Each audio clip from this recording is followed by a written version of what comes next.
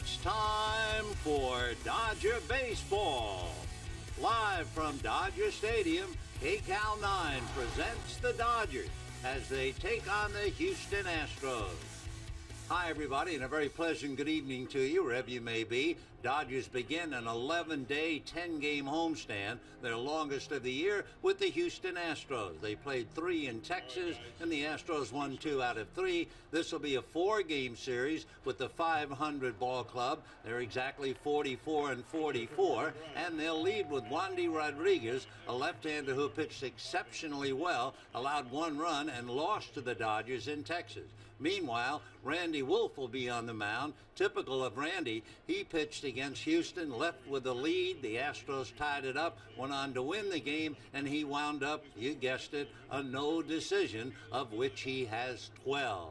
So the Dodgers, with the best record in the major leagues, take the field against the Astros, and we'll have the ball game coming up for you right after this.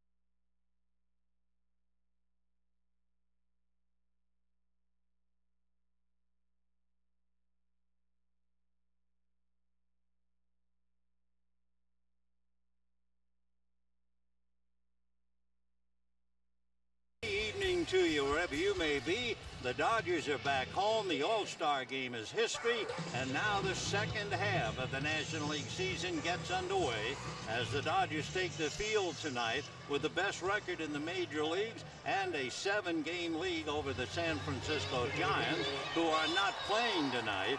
And with Manny Ramirez leading the club as he jogs out to his position, he is greeted by his fans out there in left field, and we're about ready to get this one underway. So Ramirez, who will be hitting third in the lineup, back in left field, and the Dodgers back home and ready to put on a great home record. They are 28-13. The Astro lineup goes this way. Michael Bourne will lead off in center field, Jeff Keppinger at third base, and Lance Berkman at first. Carlos Lee is in left, Miguel Tejada is the shortstop, Hunter Pence in right field, Kaz Matsui at second base. Humberto Quintero will be behind the plate, not Pudge Rodriguez, but another Rodriguez, Wandy Rodriguez, will be on the mound for the Astros.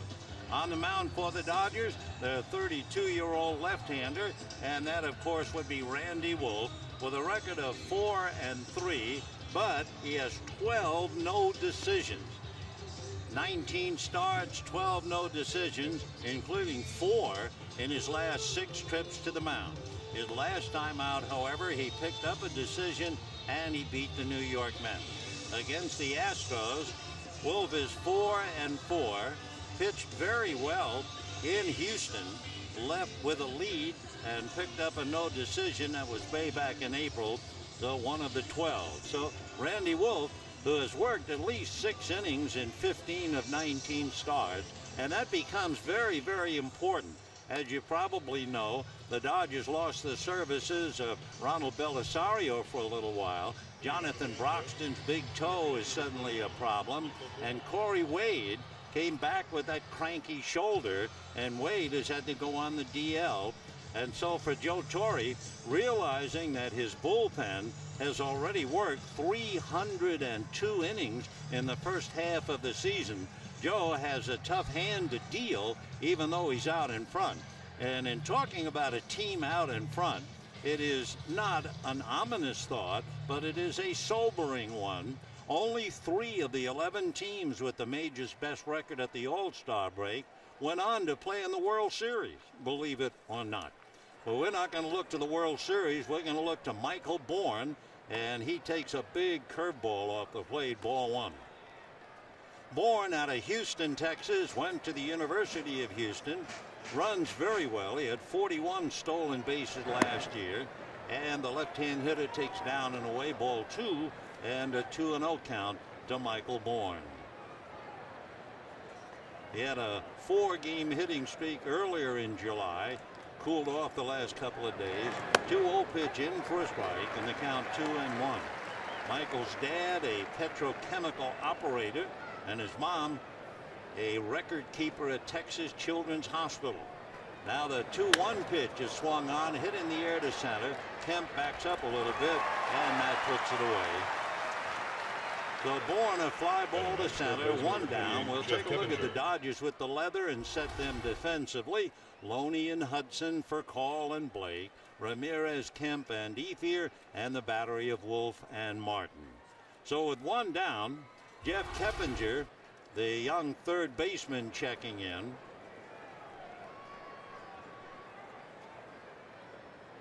Keppinger hitting .273. Went to the University of Georgia and takes a strike, and the count 0-1. The thing about Keppinger, he is one of those rare players. He walks more than he strikes out. In fact, this year it's held up. 19 walks, 16 strikeouts. Last year with the Reds, same thing. He takes a breaking ball low, 1-1. With the Reds last year, 30 walks and 24 strikeouts. He has an older brother, a pitcher in the Royals organization, and they say he is quite a hitter. The 1-1 pitch on the way. He takes low and inside, ball 2, 2-1. As a right-handed batter, Keppinger has a wide open stance. That left leg and left foot looks like it's heading towards third base, but then just as the pitcher is ready to deliver, he'll swing that leg back in. He has bounced around a bit. The Mets got him. Then the Royals got him. Then the Reds got him. And finally, the Astros have him. When he broke in with the Mets, first 41 plate appearances, he did not strike out. This time he punches one on the ground to Orlando Hudson, and he gets it over to first. So we have 2 down here in the first inning. No score, and the batter will be Lance Berkman. The baseball world can go full circle, and it shows you how time flies as Lance Berkman stands in at home plate. 10 years ago today, he made his major league debut. That's right, July the 16th, 1999. He made his debut against the Detroit Tigers. Berkman has had a brilliant career out of Rice University, and a switch hitter takes low, ball 1, 1-0. Berkman, as a switch hitter, is doing all of his good hitting left-handed, batting .300 left and .200 right. His dad was the one who convinced him to be a switch hitter when he was a little guy. He swings a bouncer up the middle, backhanded there by Hudson, who throws to first and gets him. The all-star second baseman, Orlando Hudson, goes behind the bag to take a hit away from Lance Berkman. And the Dodgers coming up with Furcal, Ethier, Ramirez, no score.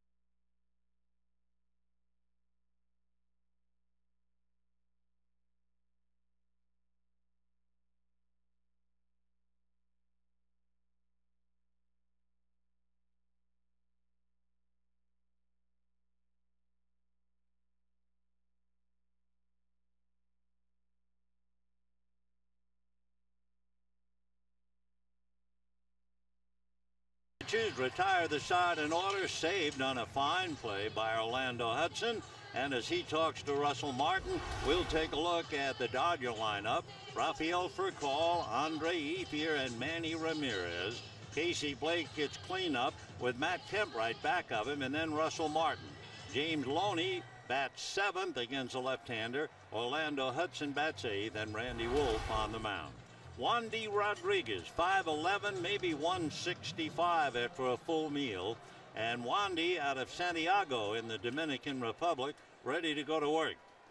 Wandy pitched very, very well against the Dodgers back in April. He allowed 1 run in 6 innings and lost 2-0. Rafael Furcal swings right through and jumps off the ground. He swung so hard. 0-1 the count. They can feature a Rodriguez battery with Ivan behind the plate and Wandy on the mound, but Pudge is not in the lineup tonight. High chopper over the mound, charging and picking nicely is Tejada to throw him out. So Furcal, a ground ball to short, and we have 1 away, and Andre Ethier coming up.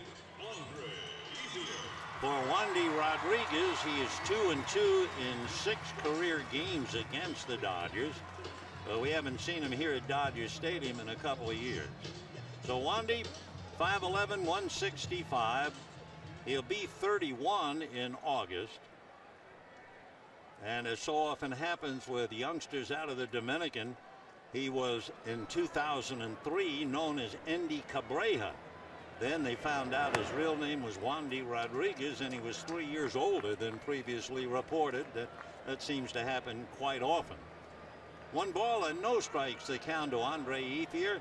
Next pitch is swung on and lifted to left center field. It's playable. Michael Bourne is right there and puts it away. So 2 down on a ground ball to short, a fly ball to center, and now Manny Ramirez coming up, and the crowd, as expected, giving him a warm welcome home reception.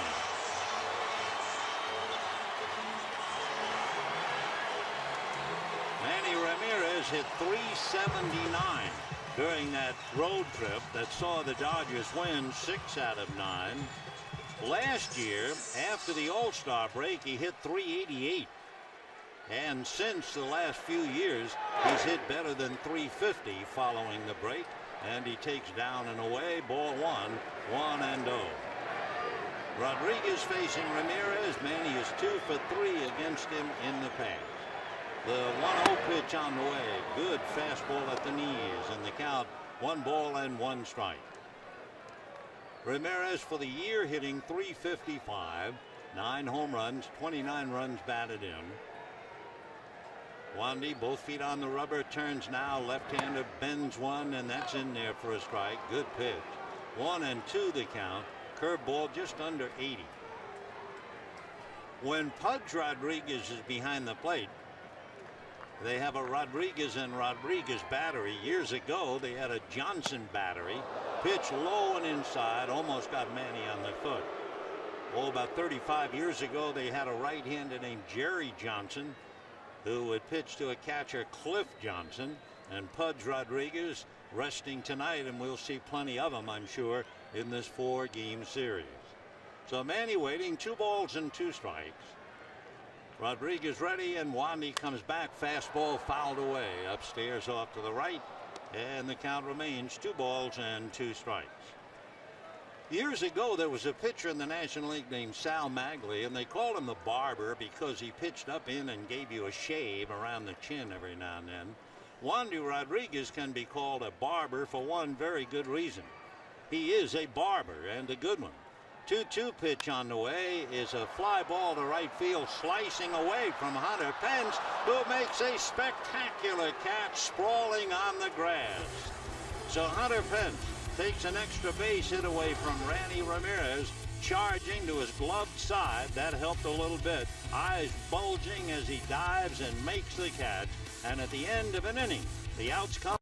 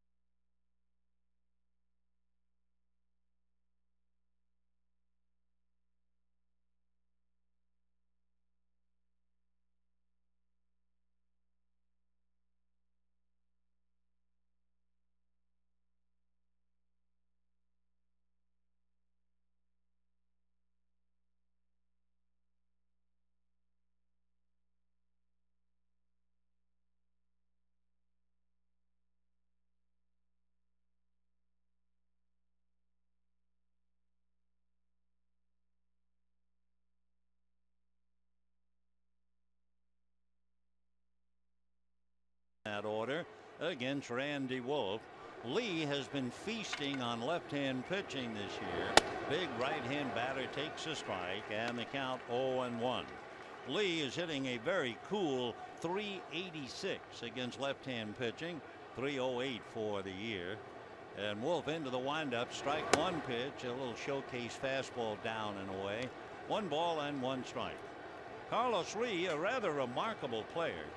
If you start in the year 2003, there are only 3 big leaguers to do what he has done as he hits a comebacker, a hot one-hopper, and Randy Wolf throws him out. So the troublesome Carlos Lee is disposed of. He is one of 3 to record a 20 or more home runs, 400 or more RBIs, and 50 or more stolen bases. The other 2 players are A-Rod and Vladimir Guerrero. That was Carlos Lee. And now here is Miguel Tejada, who is red hot with an 8-game hitting streak, hitting .329, 7 home runs, 49 runs batted in. The Astros and the Dodgers have certainly played each other tough as Tejada hits a chopper to the hole, short hop, backhanded and thrown, and tagged by Loney for the out. What a play, with Furcal making an almost impossible throw and Loney with the quick hands making the catch and the tag. Boy, a big league play all the way. So Carlos Lee hit hard to the box, and Furcal from shallow left field pulls Loney off the bag, and he tags Tejada going by. So here we are in the 2nd inning. Wolf has faced 5 batters, and 3 of the 5 outs have been good plays. In the bottom of the 1st inning, Hunter Pence made a diving catch to take an extra base hit away from Manny Ramirez, and Hunter now up there takes ball 1, 1-0. Hunter Pence, when he broke in, had a remarkable first year at the All-Star break. He swings, rolls one slowly up along third, and it kicks foul. So Hunter will be able to come back. Hunter Pence out of Arlington, Texas, went to the University of Texas, 6'4", 220. And for a fella 6'4", he usually chokes up on the bat. I mean, it's one thing to see a David Eckstein choke up, but when you're 6'4", it's a rarity to see. And we'll see if he continues to move it up. Yep, hands are not down on the knob at all. So that makes him a little special. But of course, he's been special since he first came up. Right-hand hitter looks at a pitch way outside. Ball 2, 2-1 to count. At the All-Star break his first year, he was hitting .342. That's what got everybody's attention. 2-1 pitch to Hunter. Slow curveball in for a strike. Hunter is 26 years old, came up to the Astros in '07. He has an older brother who pitched in the Padres organization for 3 years. He works now in the oil industry. 2-2 pitch on the way. Fastball swung on and missed, and down he goes. So a couple of brilliant defensive plays and a head-shaking strikeout. And at the end of an inning and a half, no score.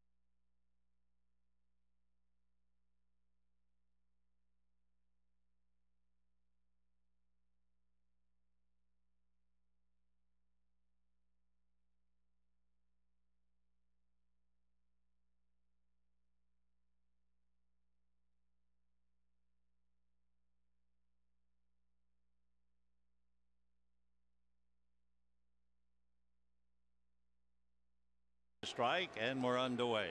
Casey, with his RBIs now reaching 55, so he's one behind Andre Ethier. He also has a dozen home runs, takes off the plate 1-1.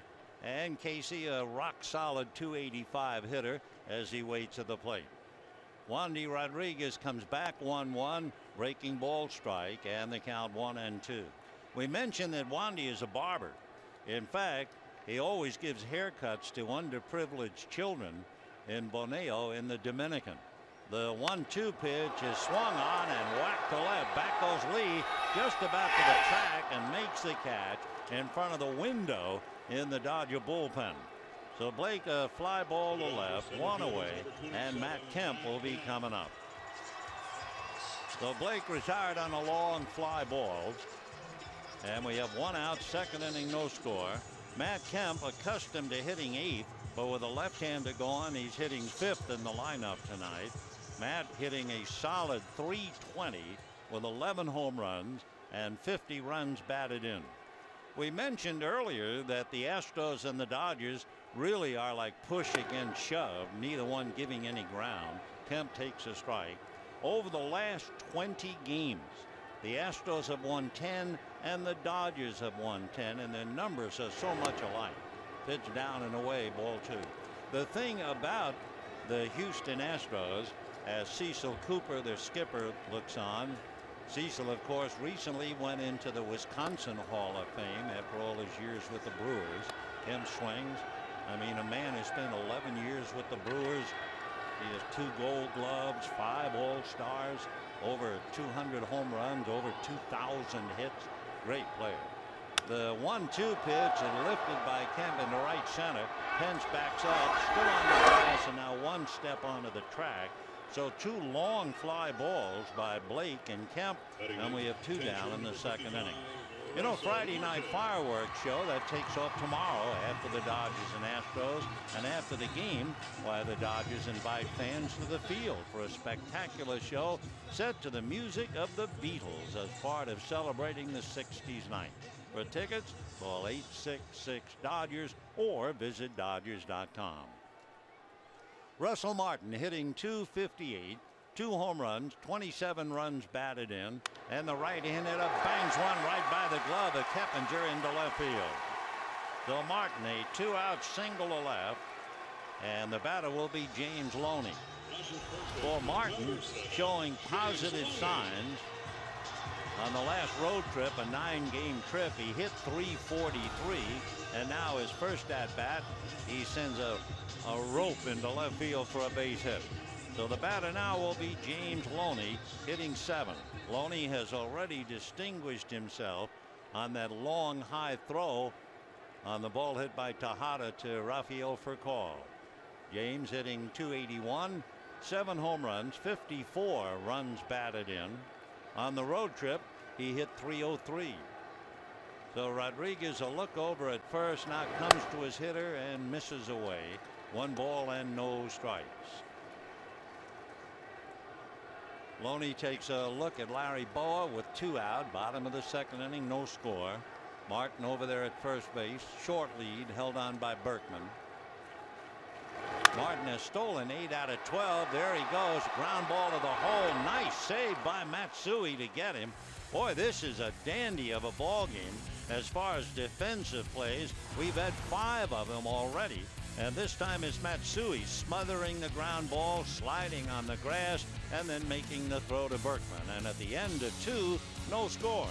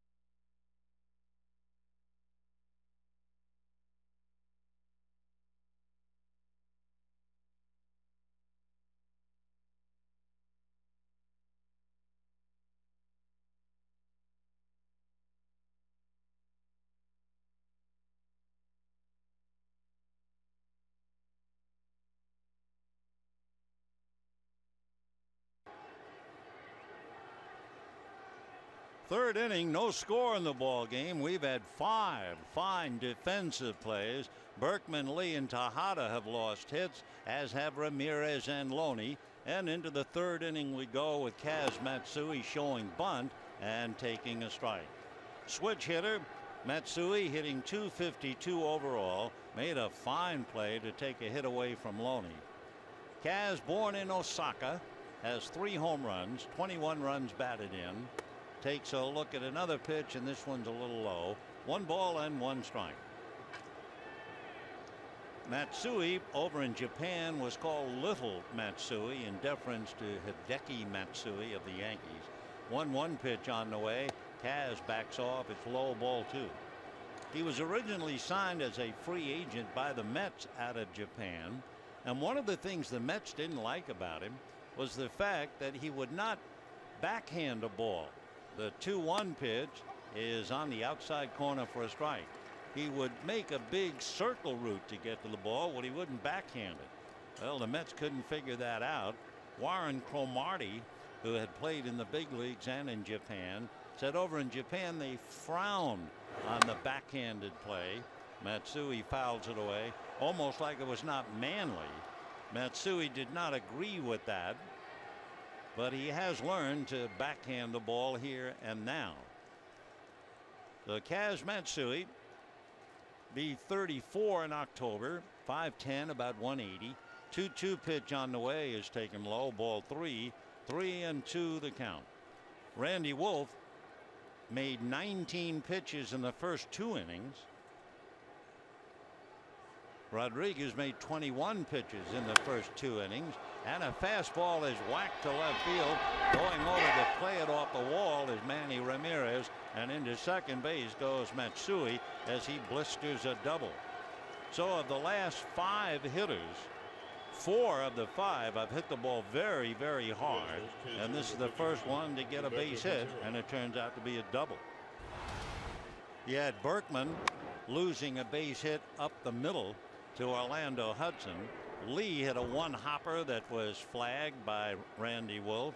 Tejada was thrown out on a great play by Furcal and Loney, and now Matsui doubled. And the batter is Humberto Quintero. So Quintero, right-in batter, hitting .247. Here comes Wolf's first pitch, and it's low and inside, ball 1.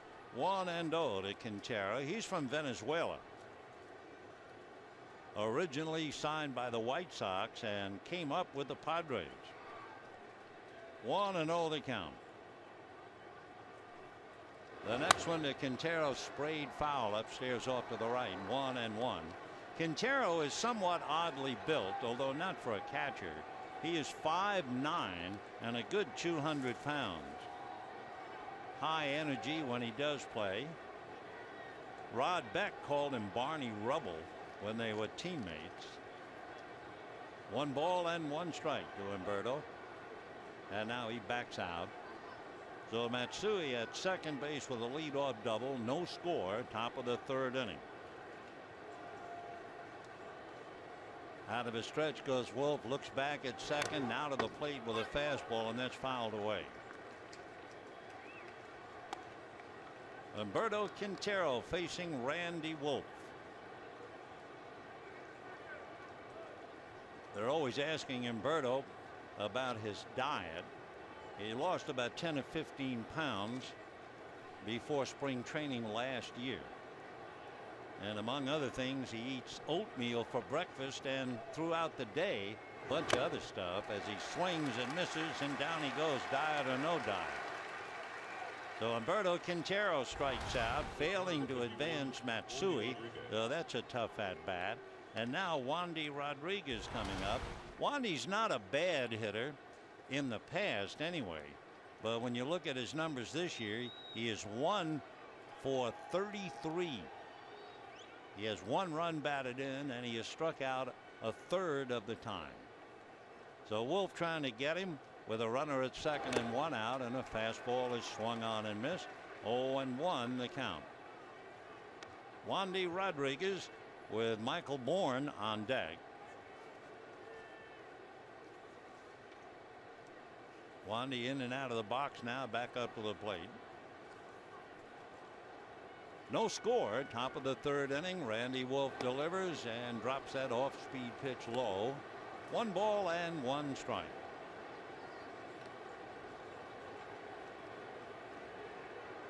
Randy Wolf with a record of 4-4, and the left-handed fastball shoots on the outside corner, and the count 1-2. One thing for Wolf, when you don't get a decision, you know you're keeping your team in the game. Dodgers have won 5 of his last 6 starts. Now the 1-2 pitch to Wandy Rodriguez. A high fastball he tries to hold up and he can't do it, and Rodriguez strikes out, helping out by going after a pitch obviously out of the strike zone. So that would be the 3rd strikeout for Randy Wolf, and with 2 down, the batter is Michael Bourne. No runs and 1 hit for each side. The Bourne trying to pick somebody up. The Astros drafted him out of high school, but instead he accepted a scholarship to the University of Houston, and a big curveball in for a strike, and the count on 1. Michael Bourne, 26 years old. He'll be 27 2 days after Christmas. No score, 3rd inning. Matsui with a leadoff double, and he's still there. Now Wolf ready and comes back, and a bender is in there again. 0-2 the count. So Randy Wolf with a couple of curveballs gets out in front of Michael Bourne. Bourne hitting .285, 3 home runs, 25 runs batted in. Strike 2 pitch on the way. Randy's fastball is hit on the ground to short. Tejada guns it over, and that's that. So the Astros waste the leadoff double, and they leave him at second base. And at the end of 2.5 innings, the Astros nothing and the Dodgers nothing.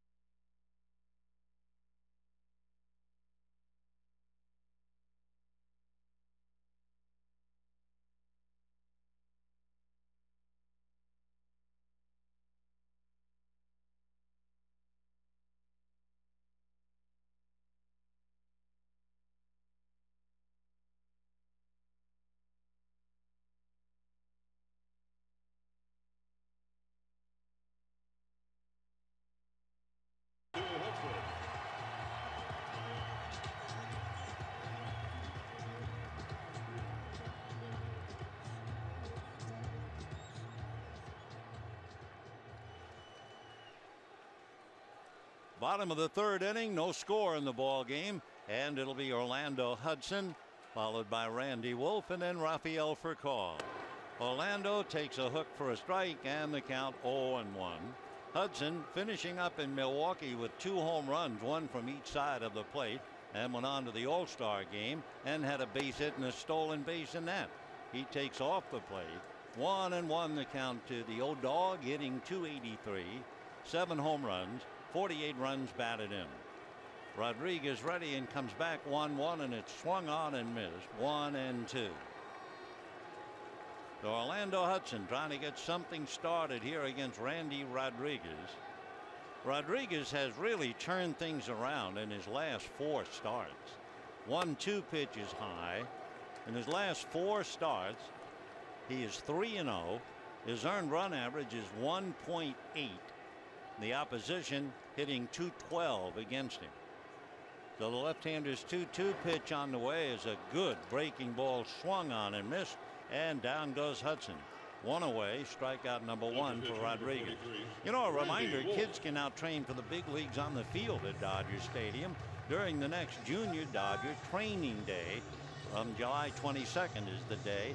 Children 7 through 12 learn baseball skills from coaches and players and receive a free Dodger jersey. To book your spot, visit Dodgers.com/Junior Dodgers or give us a call as Randy takes a strike. The phone number 323-224-2646. Rodriguez looks down the barrel and comes back 0-1 with a fastball that's up. 1 ball and 1 strike. The Dodgers will get Roy Oswalt tomorrow night, and the combination of Rodriguez and Oswalt has been very, very effective. His Wandy is high. 2-1 the count to Randy Wolf. In their combined 8 starts since the last week in June, they're 5-0. And the team record is 7-1. Wolf swings, doesn't get it, and the count 2-2. The Wandy Rodriguez working on Randy Wolf, and the 2-2 pitch is swung on and missed, and down goes Wolf. So Rodriguez now picks up his 2nd strikeout. Randy Wolf, as he walks away, has 3, and the batter, consuming a little time, will be Rafael Furcal, who grounded to short in the 1st inning. One thing about the Astros, and they've been doing this really since 2002. As soon as there's the All-Star break, they come roaring back. In fact, last year, after the All-Star break, they were 42-24 as Furcal takes a strike, 0-1. For Cecil Cooper, his club started off very slowly. After 28 games, there were 10 games under 500 and 9 games back. Furcal pulls 1 foul down the line. However, Cecil turned things around. His club is now 25-15, and suddenly they're a factor. They're only 3.5 games back of St. Louis. So he got him to the 500 mark. Now it's a question, where do you go from here? They're also 5 back in the wild card race. The Giants are first, Colorado trailing by 2 in that area. 0-2 the count to Rafael Furcal. Wandy Rodriguez delivers, fastball just down and away. 1 ball and 2 strikes.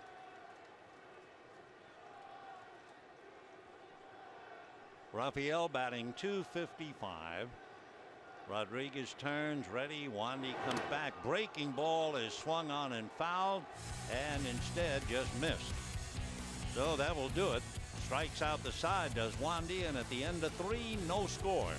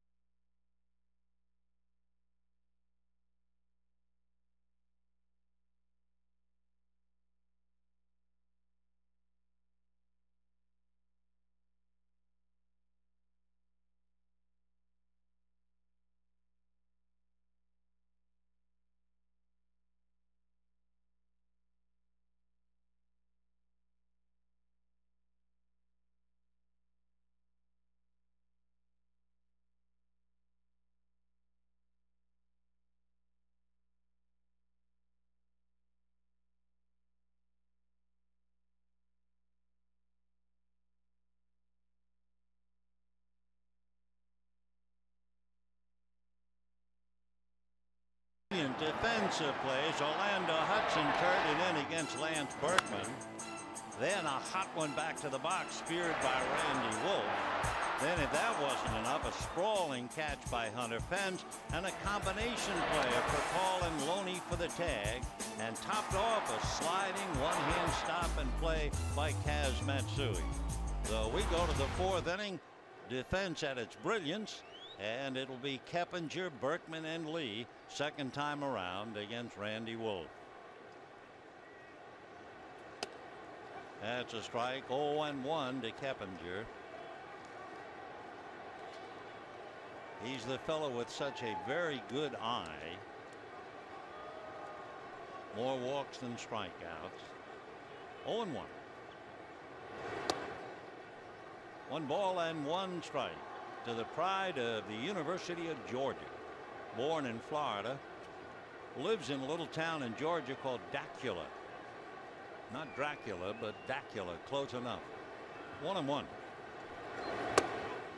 Ball 2. 2-1 the count.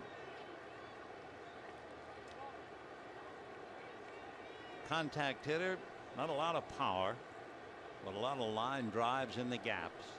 2-1. And ball 3. Interesting to look back over Keppinger's career, and it's just about every year more walks than strikeouts. 3-1. Fastball 3-2. Keppinger 6 feet tall, about 180. In the minor leagues, his career average in the minors 320.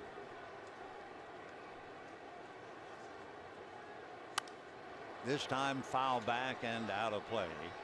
Last year, Keppinger hit .360 against left-hand pitching. Originally signed by the Pirates, came up to the Mets, then the Royals, the Reds, and now the Astros. Jeff Keppinger, 3-2. Fly ball slicing down the line, Ethier across the chalk, and makes the play. So Keppinger, fly ball down the right field line, and Lance Berkman coming up. Lance Berkman has had a lot of trouble in the past against Randy Wolf. 3 for 22. So he brought up a 136 batting average and then was robbed of a hit by Orlando Hudson. When Lance was a little boy, his father, who played ball in college, got a tire and a chain and suspended the tire from a tree. And he would have Berkman swing X number of times left-handed, then X number of times right-handed. And it has really paid off. And among other things, only one other Texan-born player has ever had a higher career slugging percentage, and he was one of the greatest hitters of all time, Rogers Hornsby. Check swing. 1-1 strike. Berkman had a stretch, 30 at bats. He was 21 for 30. You want to talk about being in the zone. 1-1 to Lance. Ball 2, 2-1. We've had an awful lot of great switch hitters down through the years, but Lance was the first to have 30 home runs and 50 doubles in one season. Off the plate.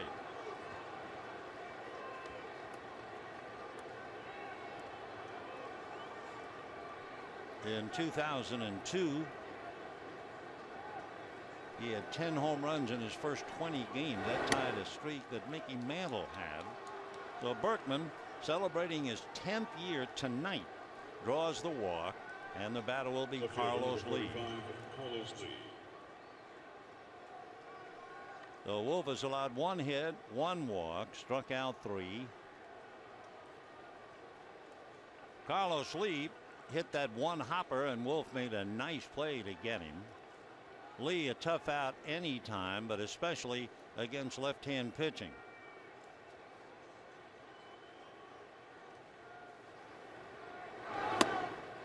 And a strike. Carlos Lee was originally drafted at the age of 17 out of Panama by the White Sox, and he homered in his first at bat. In the long history of the Chicago White Sox, he was the first man to ever do that. 1-1. Did it 10 years ago, and it was against Oakland. Lee with 13 home runs, 49 runs batted in. He can sting it. Slow curveball. Carlos Lee almost fell down. 1-2 the count. That's a dandy. That's about 65 miles an hour.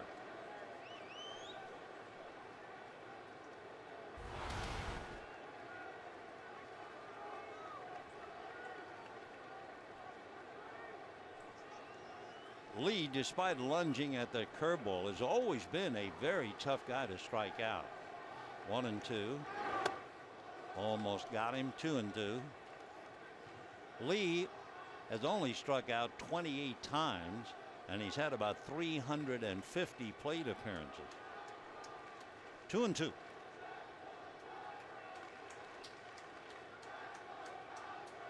No score. 4th inning. Berkman at first. Berkman has stolen 6 out of 8, so they have to keep an eye on him for sure. 2-2. That's really keeping an eye on him. And of course, Wolf is probably thinking, if I go ball 3 to Lee, then Berkman will be going.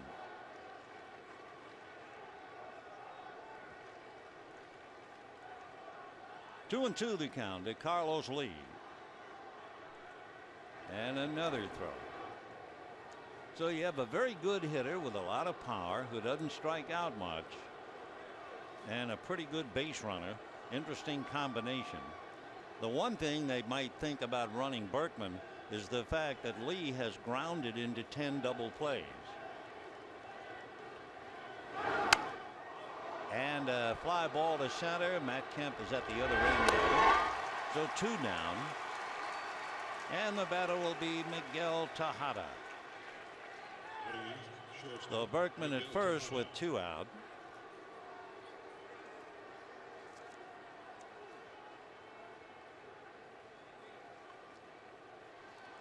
Miguel Tejada had a streak. He had played in 1,152 consecutive games, and then that streak was broken in July 2 years ago. He's from the Dominican, from Bani, and it's a strike. In fact, the area where Tejada is from, Los Barracones, the English translation of that means obstacles of great danger. It's one of the country's poorest regions. 0-1 the count. 1-1. He could probably buy not only the neighborhood, the town, and most of the Dominican, because he has made a lot of money over the last 5 years. As he said, nobody in our neighborhood had water or electricity. If I wanted to take a shower, I went down to the river with a bucket. The 1-1 pitch, ball 2, 2-1. And then, as little as the Tejadas had, Hurricane David took everything away. There were winds of 150 miles an hour. They said there were waves as high as a 4-story building. 1,100 people died, and everything they owned wiped out. 3-1 the count to Miguel Tejada. So Randy Wolf pitching very carefully, walked Berkman, pitched just as carefully and got Lee. Now behind Tejada, and Hunter Pence waits on deck. No score, 4th inning. Foul back, 3-2. Well, we figured that they were going to run Berkman if it went 3-2 with 1 out. Now, of course, 3-2 with 2 down, so Lance is definitely going. Dave Clark and Jose Cruz are the coaches. Dave Clark was with the Dodgers briefly back in 1996. So welcome back. And there's the great Jose, one of the great players ever to wear a Houston uniform. There goes Berkman, and the ball is hit to the gap in right center. Ethier picks it off.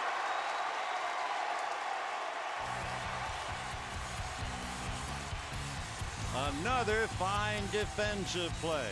No runs, no hits, a man left at the end of 3 1/2, no score.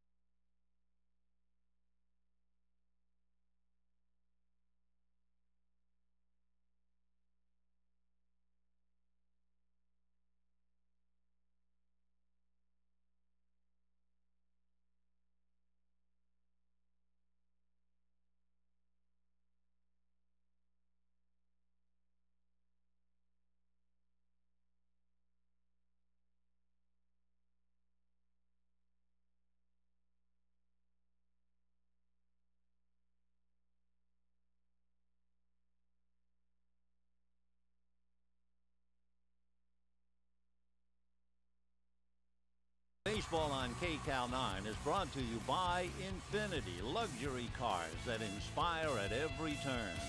And by Panda Express, home of the world-famous orange chicken. Bottom of the 4th inning. It has been a Gold Glove performance tonight, and Andre Ethier just joined the club, making a fine running catch. That ball hit by Miguel Tejada. Tejada could easily be 2 for 2, and the Dodger defense has stifled him to be 0 for 2. And that's ball 1 to Andre Ethier. Tejada hit a ball to the hole at short, and Furcal made a great throw, and then Loney had to make a great tag, and then the catch by Ethier. And by the way, Tejada came in with an 8-game hitting streak. 1-1 to Andre, hitting .249, 18 home runs, 56 runs batted in. Struggled on the road trip where he hit only 200, but he did have 3 home runs and a double.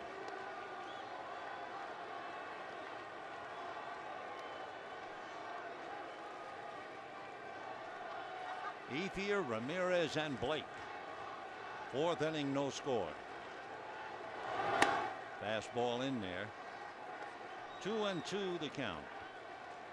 Wandy Rodriguez tonight. Roy Oswalt tomorrow night against Chad Billingsley, and then Mike Hampton against Clayton Kershaw. Big bouncer over the mound. Behind the bag is Matsui. Makes the throw in the dirt. Berkman can't hold on to it, and Ethier is aboard.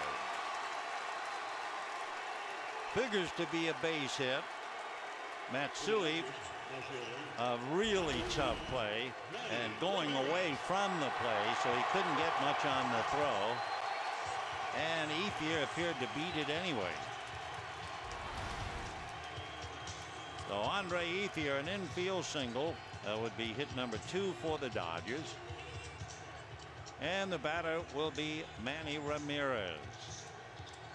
Meanwhile, Quintero out to the mound to talk to Wandy. Ramirez hit a fly ball to right field. Looked like it was going to drop for maybe an extra base hit, and Hunter Pence made a great diving catch for the out.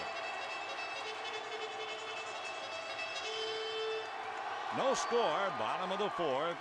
Here's Manny hitting .352. Now Berkman asking for time. You know, it looked like Berkman was reminding Wandy to go from a stretch. I think for a split second, as Wandy was approaching the rubber, he forgot about the runner. And Berkman called time and then gestured, don't forget to stop. You're pitching from a stretch. That'll happen once in a while. Foul ball, 0-1. And it would especially happen when a pitcher is so concentrated on the hitter, as he would be right now against Manny Ramirez. So an infielder can help out in a lot of different ways. 0-1. Fastball and a dandy. 0-2. Ramirez barely stopped that time.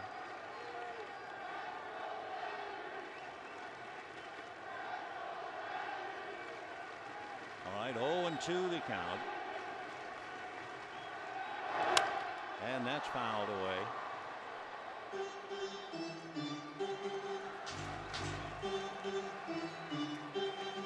Manny exploded last year, and the Dodgers certainly hope he'll follow that pattern this year. You may remember last Friday night, he had home run number 536 to tie him with Mickey Mantle. That would be 12 behind Mike Schmidt. 1-2 the count. On deck, Casey Blake. Ethier at first. Nobody out in the fourth. No score. Ethier has stolen 4, but he's been caught 3. 2-2 the count to Manny Ramirez.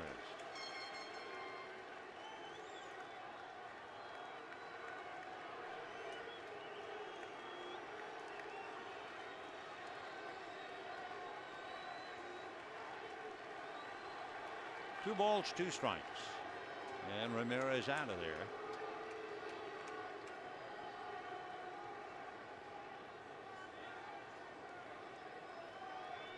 I think the second strike. I think Manny thought that he was quick pitched. Foul ball.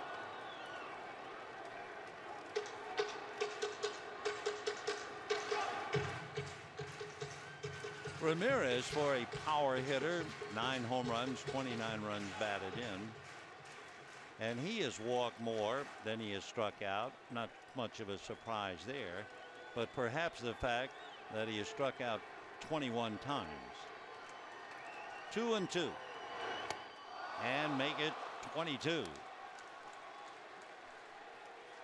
So Ramirez strikes out. That would be strikeout number 4 for Wandy Rodriguez. His last game, Rodriguez pitched a gem and struck out 11. That was against Pittsburgh, and he shut out the Pirates 5-0.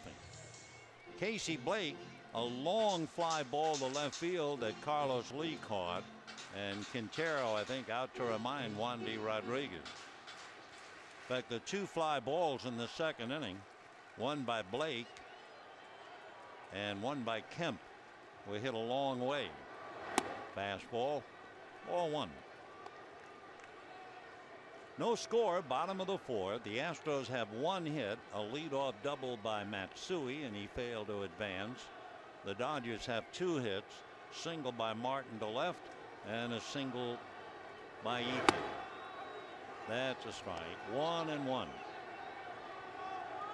When Rodriguez struck out 11 last time out against Pittsburgh, he walked 1. Absolutely brilliant game. 1 ball and 1 strike. Ball 2. Wandy 5'11", about 160. You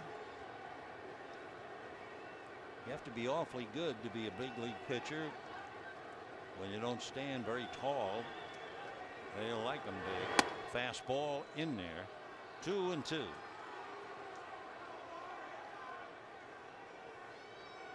Fastball, curveball, and a changeup. Rodriguez keeps the ball down a lot, and normally if he's pitching a strong game, he gets a lot of ground balls. 2-2 the count to Casey Blake. Curveball, but a little high. Ball 3. One of the things where Wandy really improved was his use of a changeup. The pitching coach, Dewey Robinson, wanted him to throw more changes, but he couldn't do it.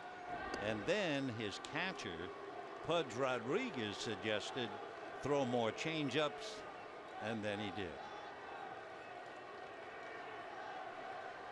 3-2 the count.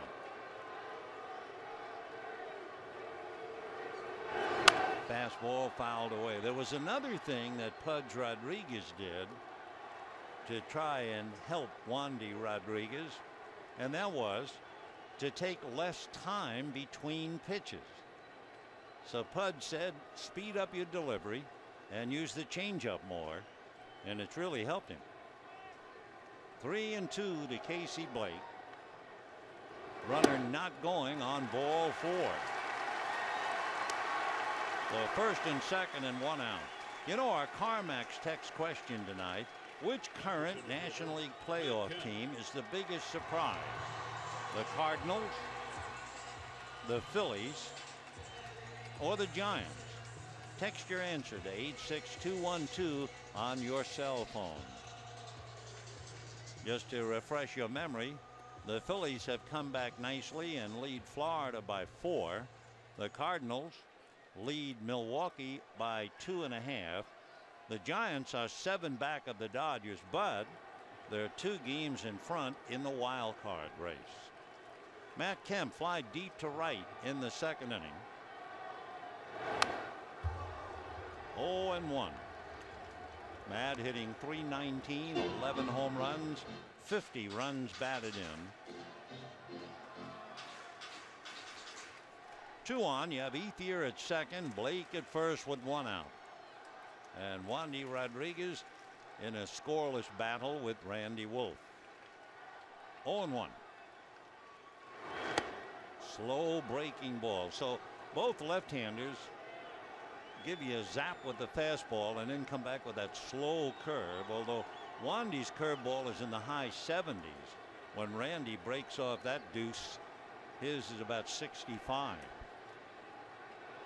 0-2. Breaking ball, nice save by Quintero. 1-2 the count to Matt Kemp.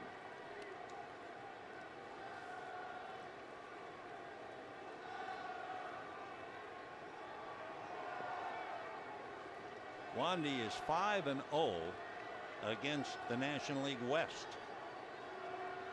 In fact, throughout his career, he's pitched exceptionally well against Western Division teams. No score here.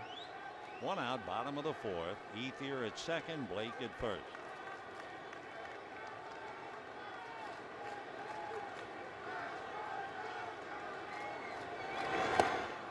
Big breaking ball, and Matt comes up empty. So Kemp strikes out. That's 5 strikeouts for Wandy Rodriguez. Number 55, Russell Martin. Breaking ball takes care of him. And now Russell Martin. Martin, first ball swinging, single to left field in the second inning.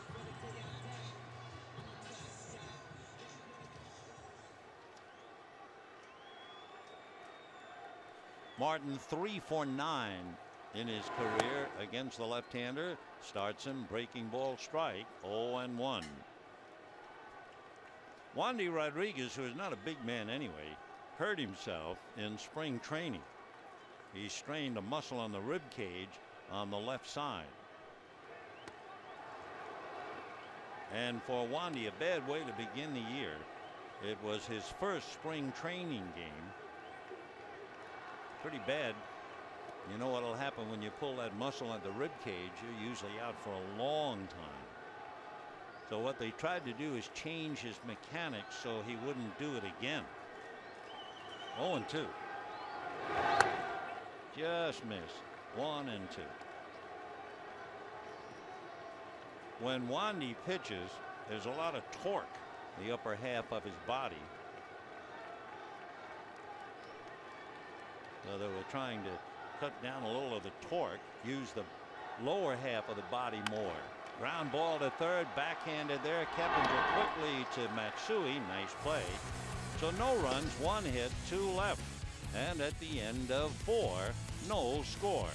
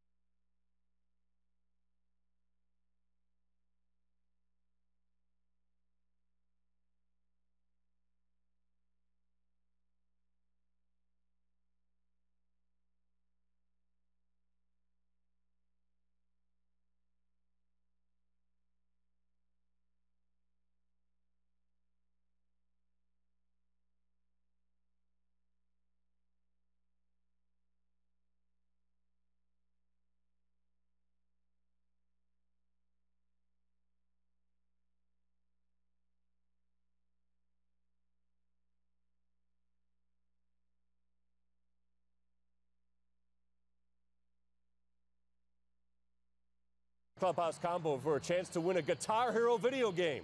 Tonight's winning combination is 135520. Enter now on KCAL9.com. Brought to you by Wingstop. 5th inning, no score in the ball game. Randy Wolf locked in with Wandy Rodriguez, and it'll be Hunter Pence, Kazuo Matsui, and then Humberto Quintero. Hunter Pence struck out in the 2nd inning, 0 for 1. And for Randy so far, he's allowed just 1 hit. That was that double by Matsui. So Hunter Pence checking in.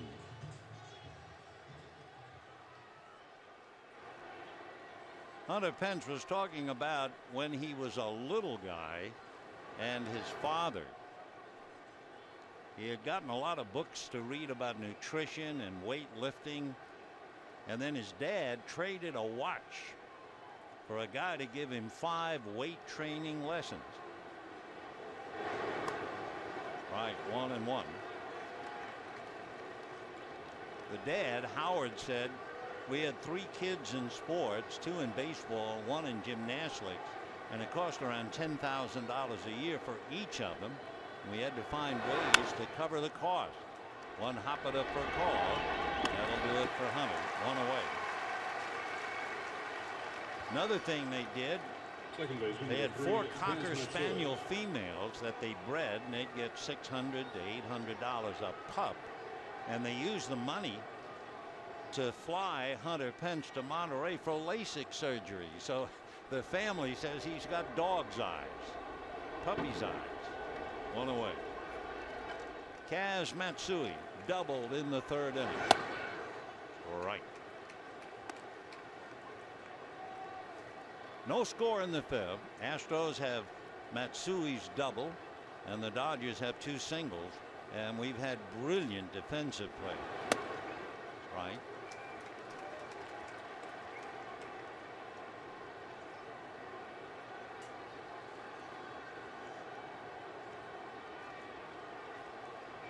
Oh, and 2. Fouled away upstairs off to the right. Matsui works very, very hard to get ready for a full season. During the offseason, he works out 6 hours every day and finishes with an hour of tennis. 0 and 2. And got him. A little late breaking slider, 2 out. 4 strikeouts for Randy Wolf, and the batter will be Humberto Quintero. You know, Sunday, head to the beach, Bleacher Beach at Dodger Stadium. Enjoy unlimited barbecue, a Dodgers floppy hat, and a private beach party presented by Bud Light. Party starts at 11:40. To purchase tickets, visit Dodgers.com/beach or call 866-DODGERS. 2 down, Quintero struck out in the 3rd inning. And a drive to center. Kemp going back on the ball. Way back, and it's over the wall. The first home run of the year for Humberto Quintero. And he'll be welcomed in the Astro dugout as they take a 1-0 lead. Though Quintero reaches the seats in center for his first home run of the year. Quintero had 2 home runs for the Astros last year.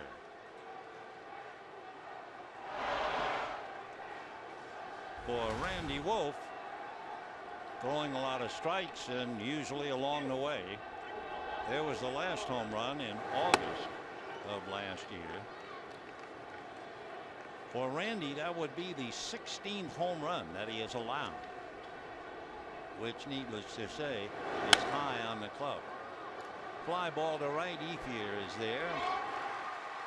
However, Humberto Quintero hits one over the wall in center, and at the end of 4.5 innings, 1-0 Houston.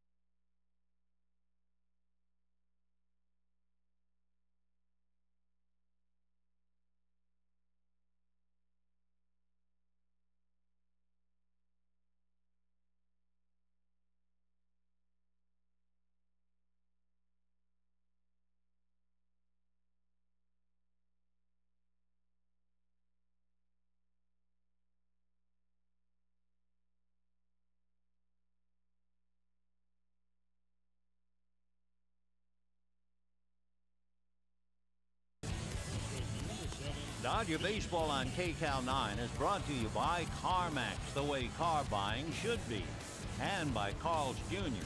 Try a Carl's Jr. $6 burger made with 100% Black Angus beef. 1-0 in favor of the Astros. Bottom of the 5th inning. A very, very tough ball game with veteran left-handers Wandy Rodriguez and Randy Wolf, and the only difference is the catcher Humberto Quintero, who hit his first home run of the year to account for the 1-0 lead. For the Dodgers, James Loney, Orlando Hudson, and then Randy Wolf. First thing that Loney does is ask the plate umpire Dale Scott to examine the ball, and they keep it in play. Loney was robbed of a hit. A wonderful play by Kaz Matsui in the 2nd inning. We've had 6 wonderful defensive plays in the first 4.5 innings. Ball 1. Loney hitting .280, 7 home runs, 54 runs batted in.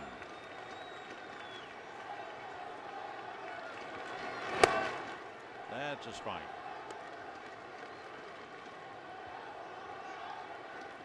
For the Astros, things really turned around the end of May, and that's where they've won 25 of the last 40.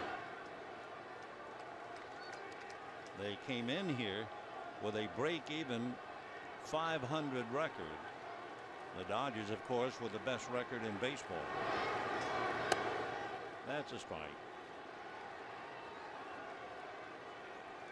As we mentioned, in the last 20 games, each has beaten the other 10 times.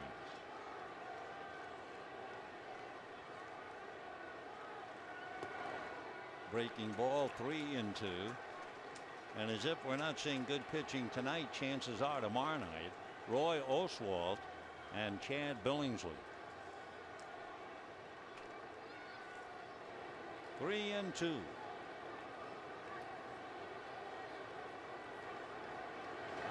Fastball.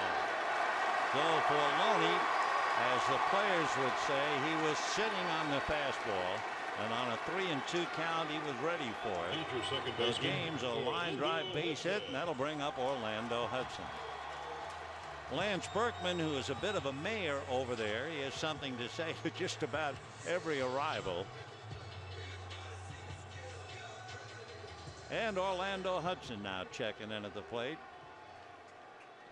Orlando struck out in the third inning, 0 for 1, hitting .282.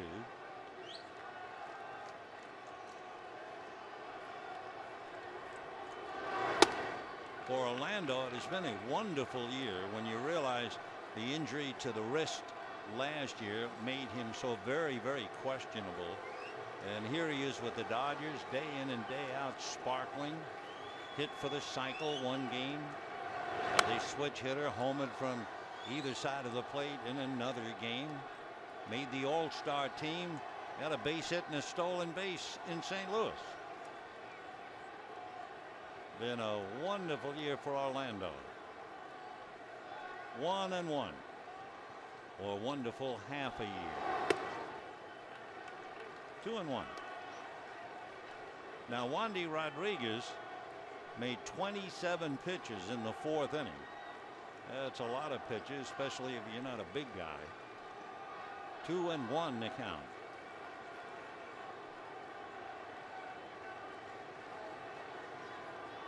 Fastball hit down the line, slicing foul, well back into the crowd, and a 2-ball 2-strike count.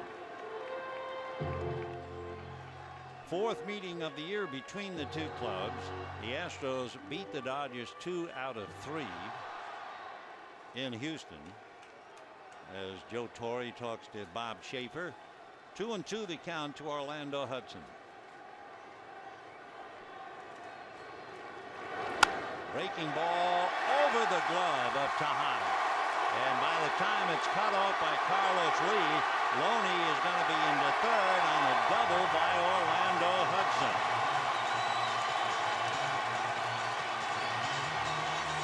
Miguel Tejada just missed it.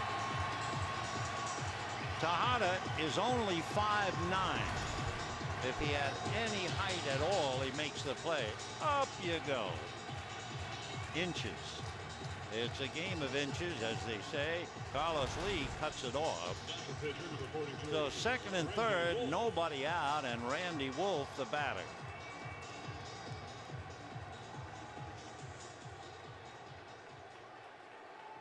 One run, 2 hits for the Astros, no runs, 4 hits for the Dodgers. Cecil Cooper now with his first challenge, and Wolf for call and Ethier trying to cash it in. Wolf struck out in the third inning. Infield about halfway, although Keppinger is on the grass. Slow curveball for a strike. 0-1.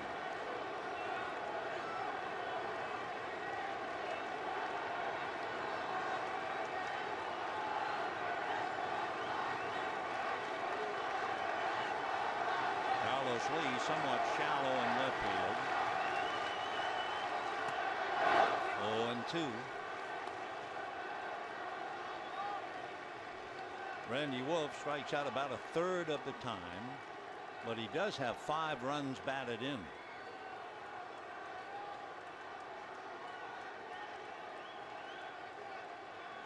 Second and third, nobody out. Fastball.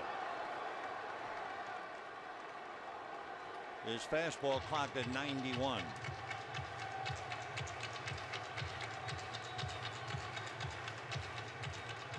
Loney down the line from third. Hudson away from second. 0-2 to Randy Wolf. Breaking ball, little roller. Runners have to hold. One away. The Wolf is unable to help his own cause. And with one down, Rafael Furcal will be coming up.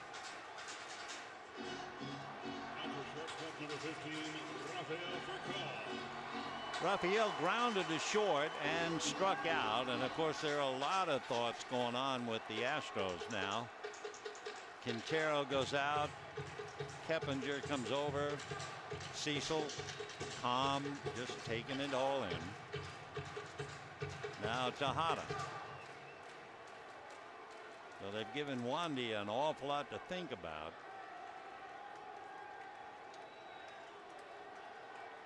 Second and third, one out. The infield is up on the left side, and they're moving up on the right. Ball one.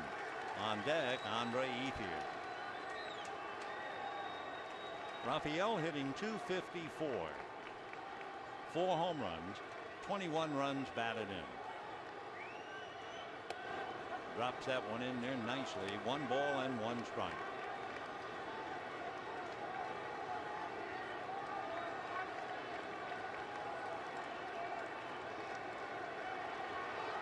Manny still has a ways to go. Ethier is in front of him.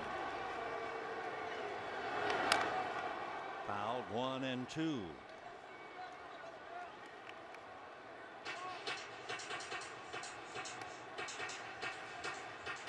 Rafael got that foul ball off the foot. Still not ready.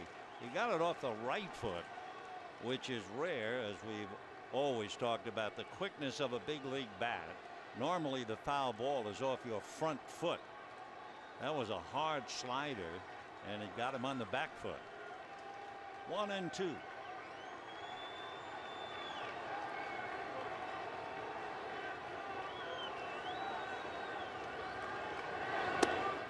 Two and 2. 90-mile-an-hour fastball.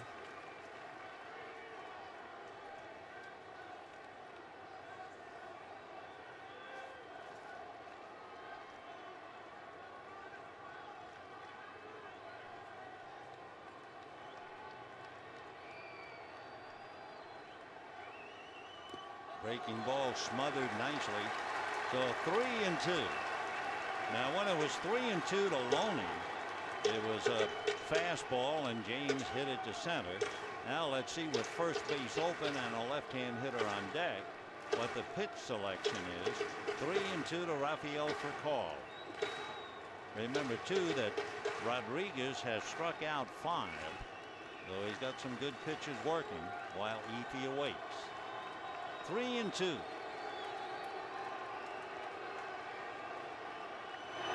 Breaking ball stayed up. Ball 4.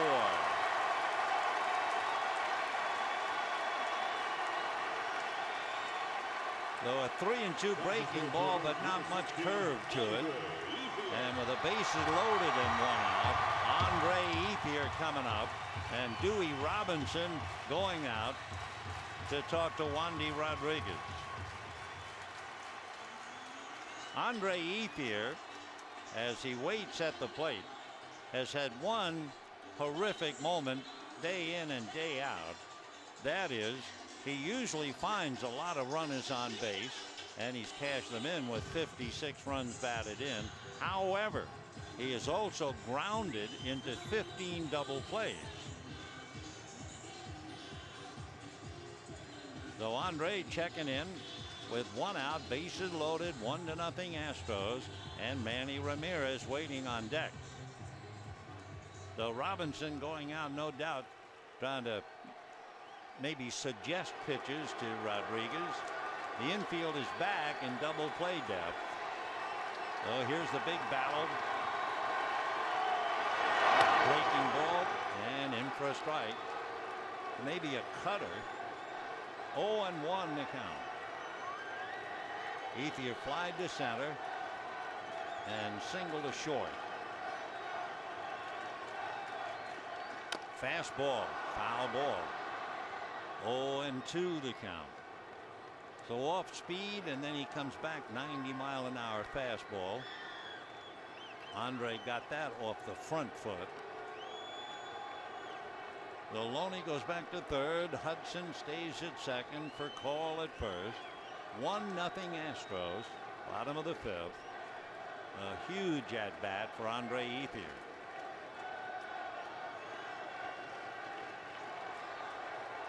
Oh, and 2. 1 and 2.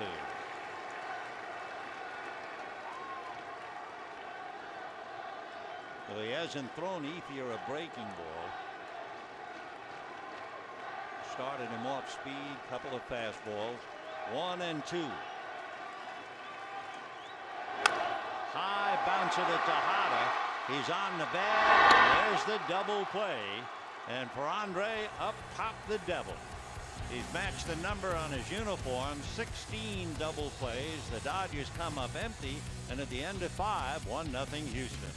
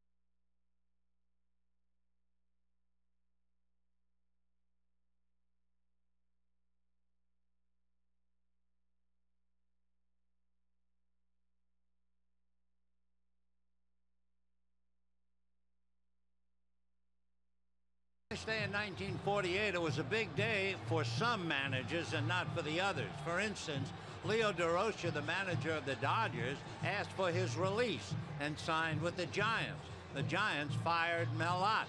The Dodgers signed Bert Schotten. And on the same day in Philadelphia, Ben Chapman was fired by the Phillies, and Eddie Sawyer took over at the reins there. Let's go back to this one.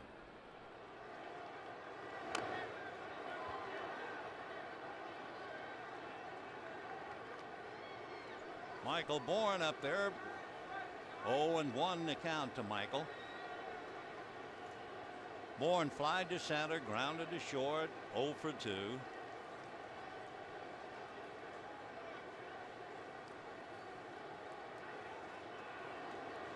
By the way, we were talking about Andre Ethier and double plays a moment ago. Ethier, having grounded into 16 double plays, is now tied with another very good player, Ryan Zimmerman of Washington, for the major league lead. That's a strike. 2-2.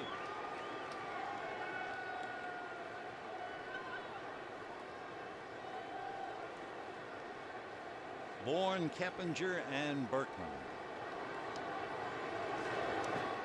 Ball 3. If Bourne gets aboard, can give you a bad time. He has stolen 32 out of 40.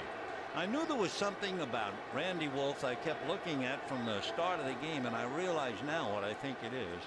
Next time we take a close-up, yeah, looks like he shaved before the game, which is pretty rare.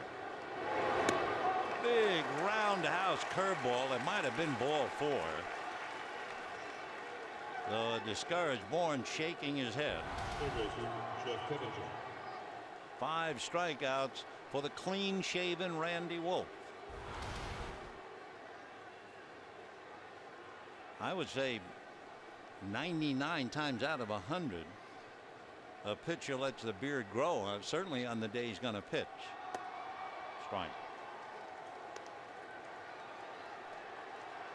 Keppinger grounded to second, fly to right. 0-1.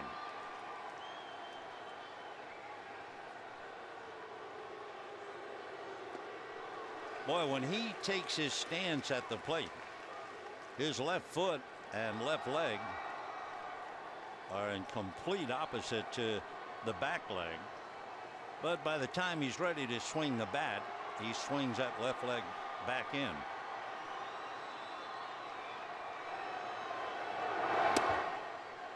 Of course, what happens is when you open up your stance, and most hitters will tell you, you open your stance so that you can see the pitch with both eyes.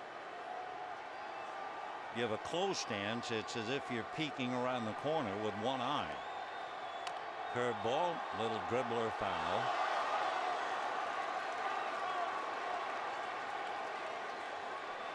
One and two the count.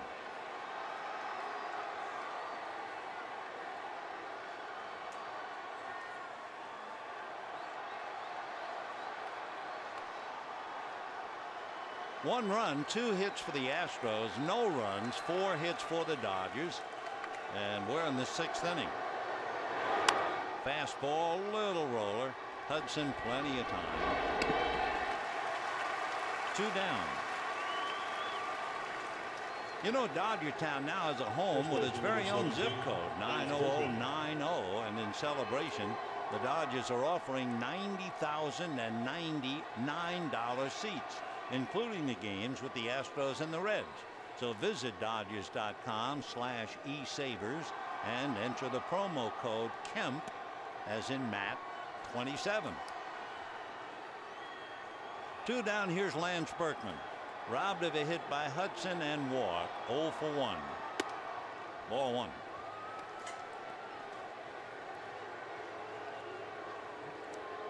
Berkman celebrating his 10th anniversary tonight, as we mentioned earlier.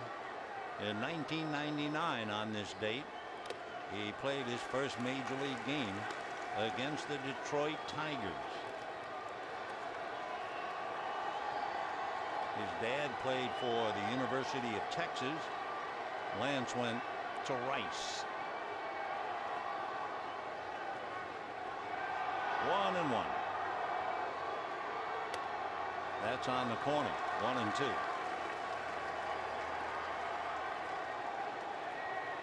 Lance married his wife, Kara, whose father was a linebacker for the Houston Oilers. Out of the way, and Lance said he was scared to death to see Kara's father and say, "I want to marry your daughter." But they've been blessed. 1-2 to Lance. Not that he's a shadow. He's 6'1" and 220. Foul back, out of play. Still 1-2.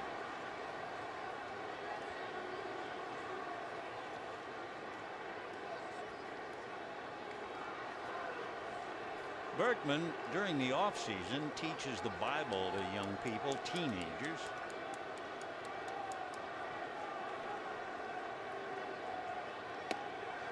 Just off the plate. 2-2.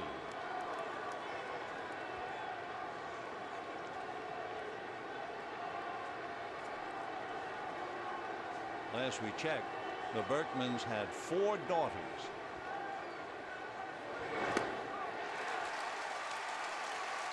Great pitch by Randy Wolf to pull the string. Wonderful changeup. So down go the Astros, but at the end of 5½, it's still 1-0 Houston.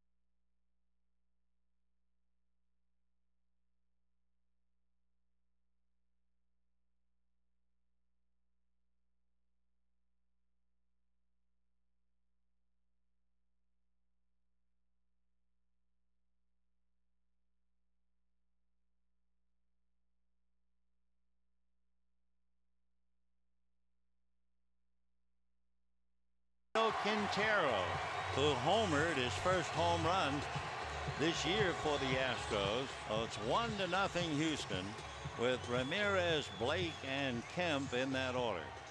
Manny robbed of a hit on a diving catch by Hunter Pence in the first inning and struck out in the fourth. Ball one. Manny with 9 home runs, 29 runs batted in.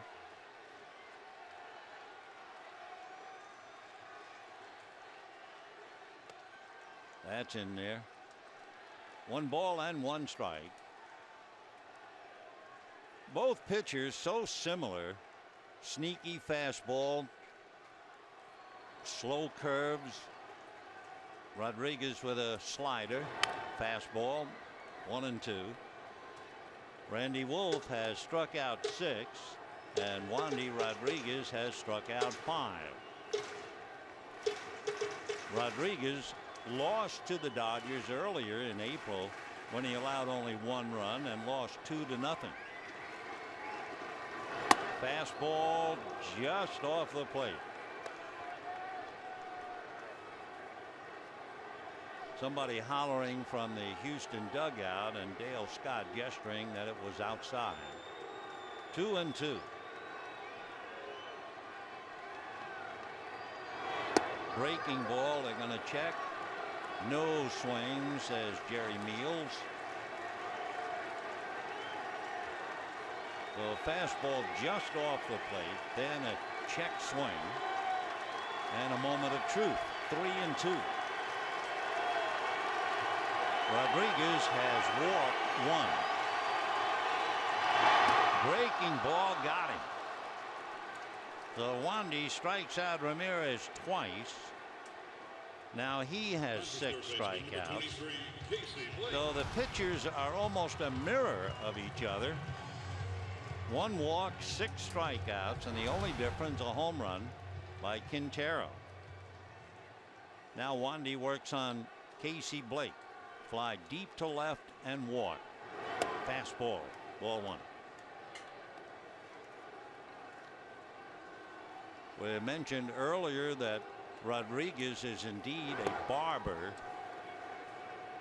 Started off doing the haircuts for free to underprivileged children. Then he started to give trims to Jose Valverde, Miguel Tejeda. And he got high marks.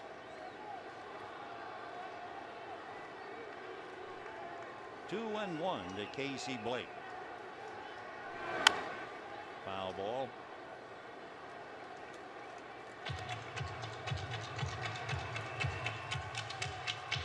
Wandy and the Astros did not quite agree on money at the start of the year, but they finally settled before arbitration, avoiding the hearing.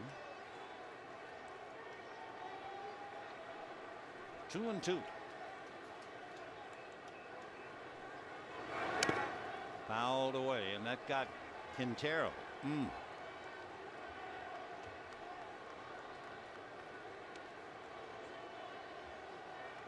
Make the pain go away. Think about the home run.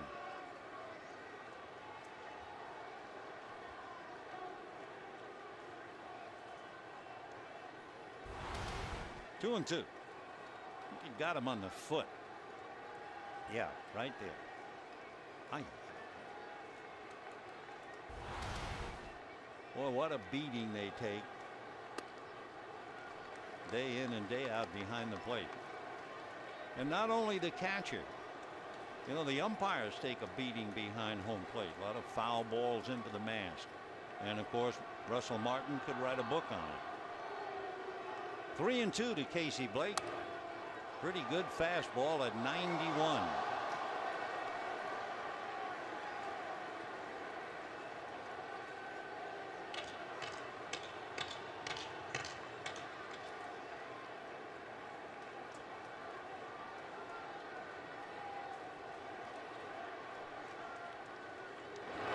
Fastball line to left, base hit. So Casey Blake fly deep to left. Walk now singles to left. And the batter is Matt Kemp. Well, here's a look at how our CarMax text message voting is going. We asked which current National League playoff team is the biggest surprise, the Cardinals, the Phillies, or the Giants. 73% of you say the Giants. 19% the Phillies, 8% the Cardinals. Yeah, the Giants are still to be heard from.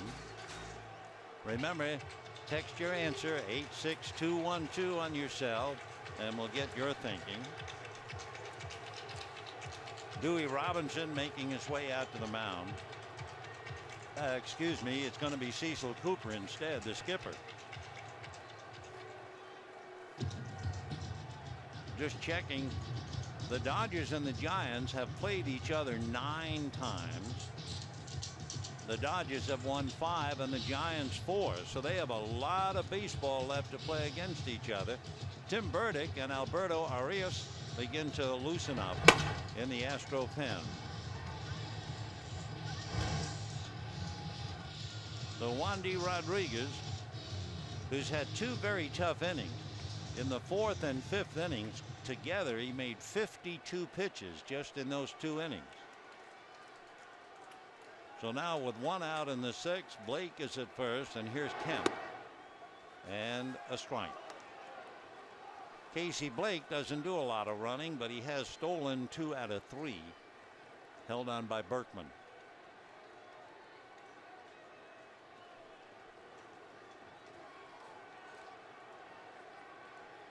Coming into the game, Matt was 2 for 6 against Wandy. That evens it up 1-1. So far tonight, Kemp flied to right and struck out.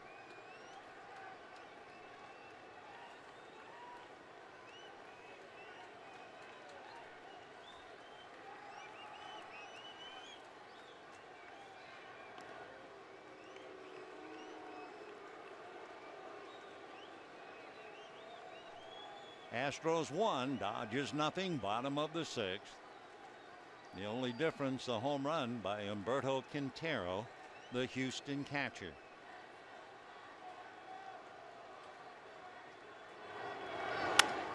High fly ball into right. Pence gone back on the track to make the catch. And back to first base goes Casey Blake. So Kemp fly ball to deep right, 2 down, and the batter will be Russell Martin.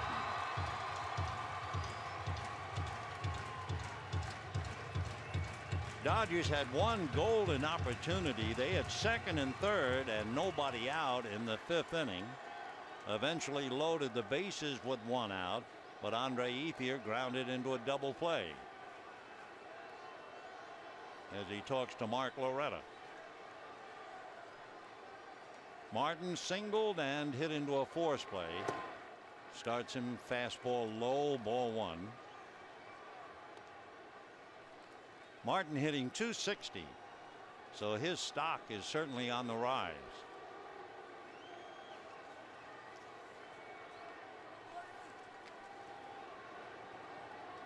One and 0. That's a strike. On the last road trip, Martin hit .343, and he has reached base safely now in 20 straight.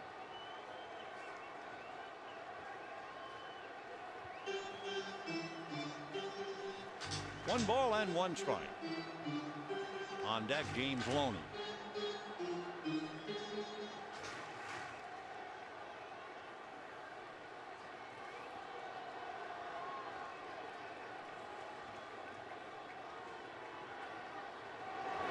Slow and out of the zone. 2-1.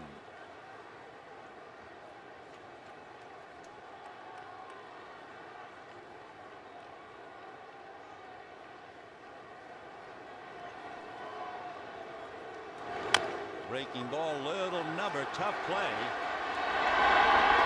And the throw is just in time. A nice play by Wandy Rodriguez to nip Russell Martin. No runs, 1 hit, and a man left.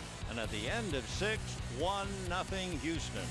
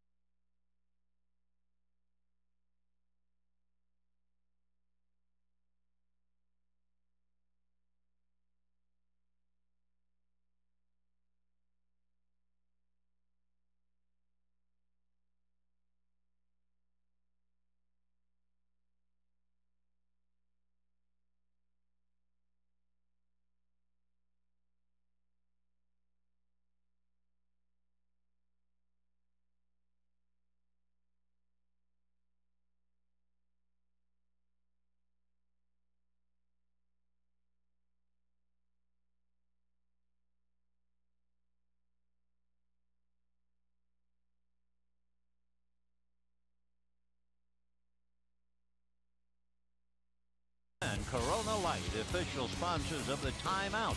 Relax responsibly. By Subway, don't settle for ordinary fast food. Stop at Subway, eat fresh. And by your Southern California Jeep dealers. We've arrived in the 7th inning as we welcome Cecil Cooper and his ball club to Dodger Stadium. And when you match up the pitches, you see Wandy Rodriguez has made 20 more pitches than Randy Wolf. One other thing about Wandy Rodriguez, in his last game, he went 9 against Pittsburgh and he made 125 pitches. So you can bet they'll be counting pitches on him tonight. For Randy, of course, only 88 pitches. He's had one inning where he had to pitch a little more than normal, 23 pitches in the 4th inning, but otherwise he's been very much on the beam. There's a drive down the left field line for a base hit for Carlos Lee, and he'll on with the single. Shortstop number 10, Miguel Tejada. So Miguel Tejada, who's been robbed twice, once by Furcal and once by Ethier, now coming up. For Randy Wolf, he also knows he is due up 3rd when the Dodgers hit in the bottom of the 7th inning. So Tejada thrown out on a great combination play from Furcal and the tag by Loney, and then the running catch by Ethier. And a strike. Guillermo Mota gets up in the Dodger bullpen now.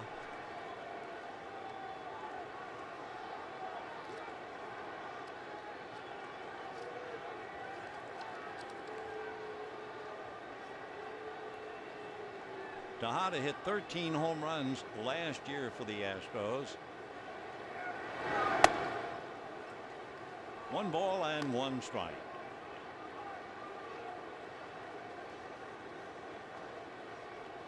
Among other things, as a kid in that poor section in the Dominican, Tejada was a shoe shine boy. 1-1. And he strokes that one to center. Base hit. Kemp over to cut it off. Stopping at second is Lee. So the Astros now are in business. 1st and 2nd, nobody out, leading 1-0. Tejada now has hit in 9 straight. Hunter Pence is coming up. And Randy in some trouble.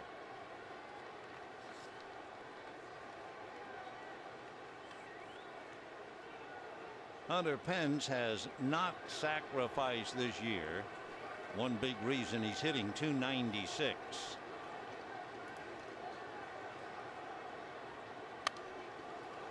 Oh, 0-1.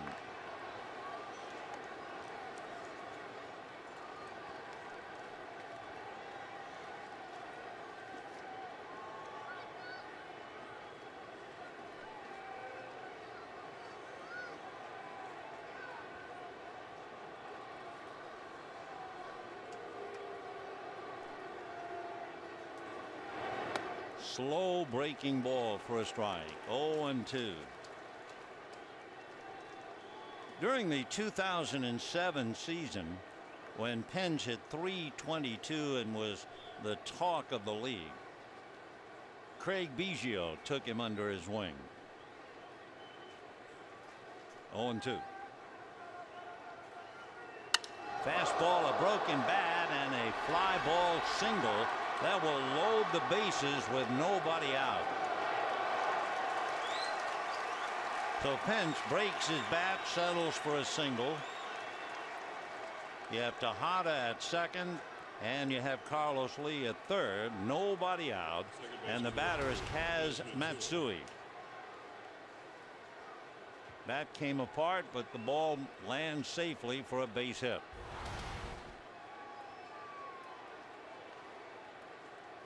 So the base is loaded and nobody out.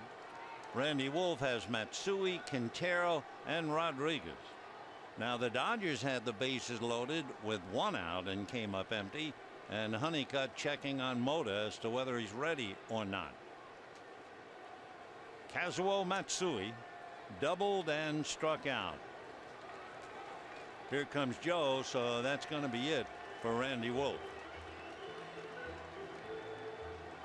They got the okay that Mota was ready. So Randy, who pitched so well, Dodgers did not give him any offense, so he had no margin for error. Lee singles, Tejada singles, Pence breaks his bat in singles. Randy made 94 pitches. It would appear as if he was going to go out anyway for a hitter in the bottom half, but he walks off losing 1-0, and we'll be back.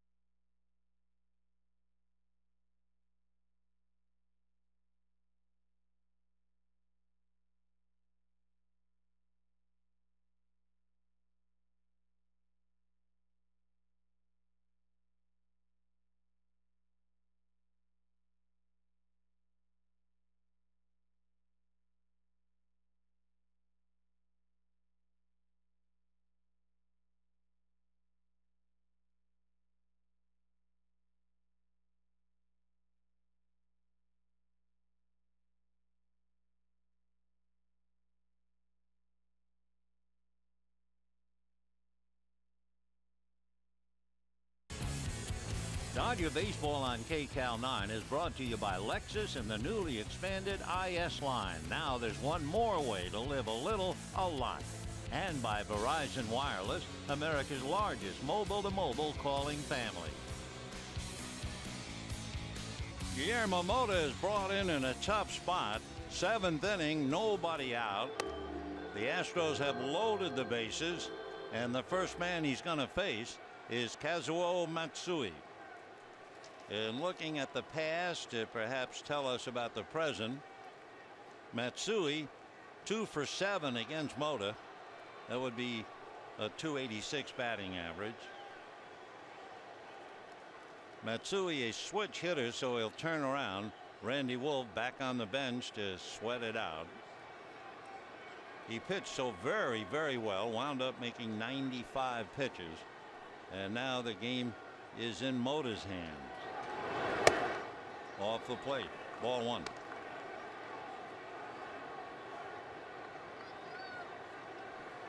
We mentioned earlier one of the Dodger problems. The bullpen worked 302 innings before the break. And paying the penalty, of course, would be Corey Wade, who's had that balky shoulder and had to go back on the DL again. Ronald Belisario with the tender elbow, and Jonathan Broxton with the sore toe. 1-1. Ball 2.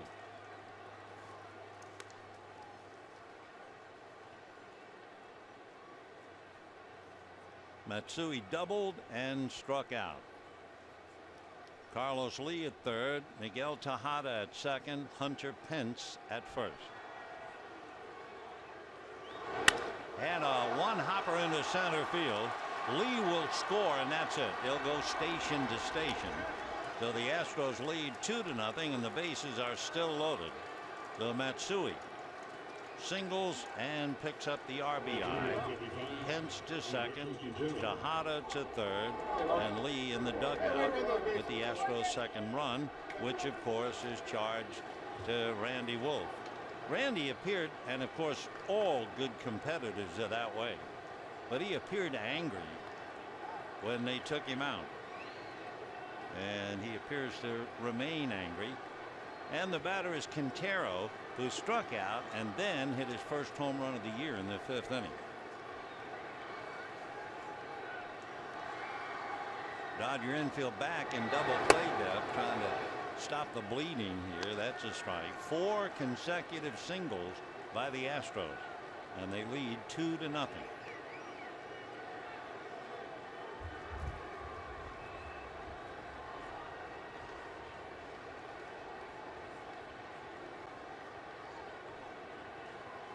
Time. Jeff Blum, a switch hitter and a veteran, comes out of the Astro dugout, and Blum will be batting for Wandy Rodriguez. Off the plate, 1-1.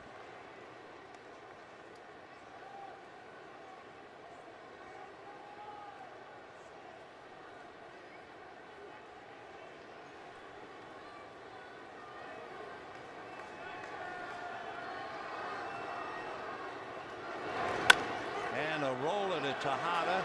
They'll get 1. They will get 2. Scoring on the play is Tejada, and that makes it 3-0 in favor of the Astros. So Quintero rides the elevator from the penthouse with a home run to a double play in the basement. No run batted in. So Pence is now at third, and the batter will be Jeff Blum.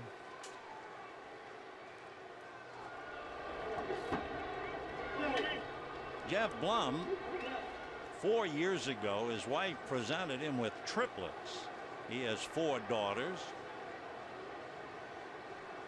One of the big moments for Jeff Blum occurred in 2005. He won Game 3 of the World Series playing for the Chicago White Sox against the Astros. He became the second player in World Series history to hit a go-ahead home run or a game-winning home run in his only at-bat of the series. Who is the other fella? Sure, all together, Kirk Gibson.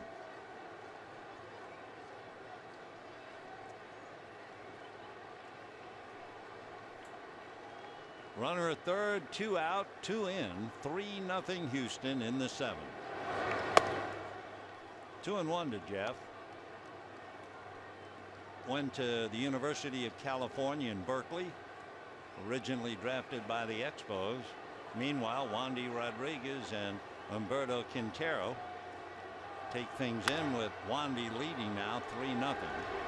Blum, a ground ball to Hudson, and that's it. But 4 straight singles produce 2 runs, knock Randy Wolf out of the game, and it's 3-0 in favor of the Astros, and the crowd is now asked to stand for the singing of God Bless America.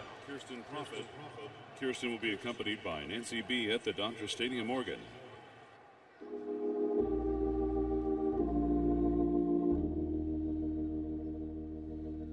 God bless America, land that I love. Stand beside her and guide her through the night with a light from above.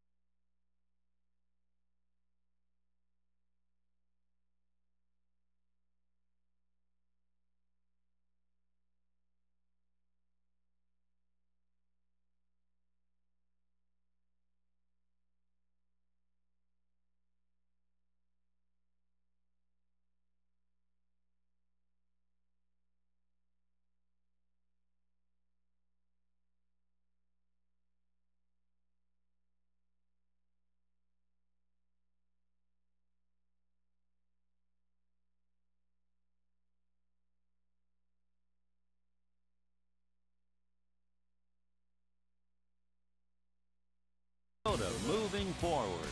And by Carl's Jr. Try a Carl's Jr. $6 burger made with 100% Black Angus beef. Bottom of the 7th inning, 3-0 in favor of the Astros. Tim Burdak, B-Y-R-D-A-K, out of Lockport and Oak Forest, Illinois, and like Lance Berkman, went to school at Rice University. He was originally selected by the Royals. 5'11", 195, and another left-hander trying to stifle the Dodgers after Wandy Rodriguez shut him out for 6 innings on 5 hits. That's a strike to James Loney. Against left-handed starters this year, the Dodgers were 17-10, winning 8 of 12 here at Dodger Stadium. 0-1.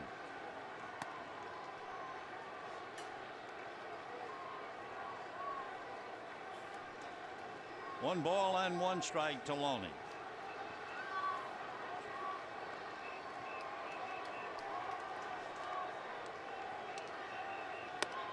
And ball 2. You know, you talk about the players who make the big bucks, but there are a lot of others, and certainly Tim Burdak is one of them. At one time, he was stocking shelves at a Target store to make ends meet. His wife, who was pregnant with their 2nd child, had 2 jobs,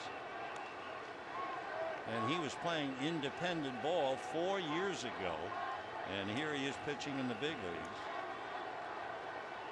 Bounced around a lot, as you can well imagine.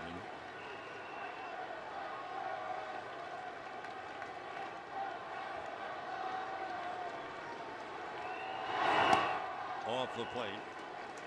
Another thing they talk about Burdak, he was just about ready to go broke, and the Baltimore Orioles called him up. He picked up his first major league win and then went on the table list with elbow surgery. 3-2 the count to James Loney.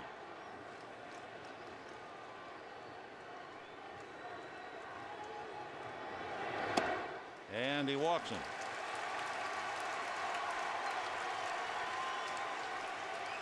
Cecil Cooper restless after watching that walk. And we will see, he's going to go right to the right-hander. So the only reason he brought Burdak in was to face Loney. So Alberto Arias will be called in from the pen, and a right-hander will now turn Hudson around, and we'll be back.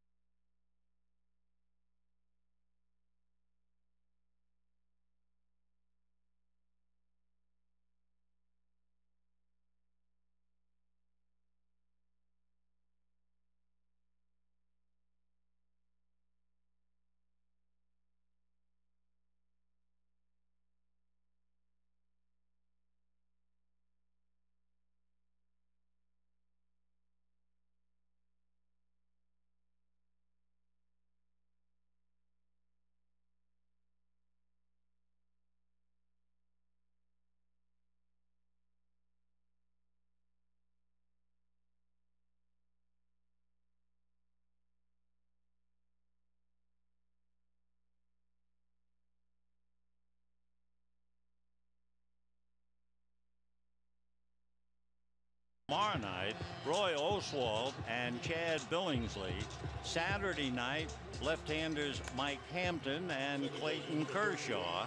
And then Sunday, the veteran Russ Ortiz will be pitching against Hiroki Kuroda.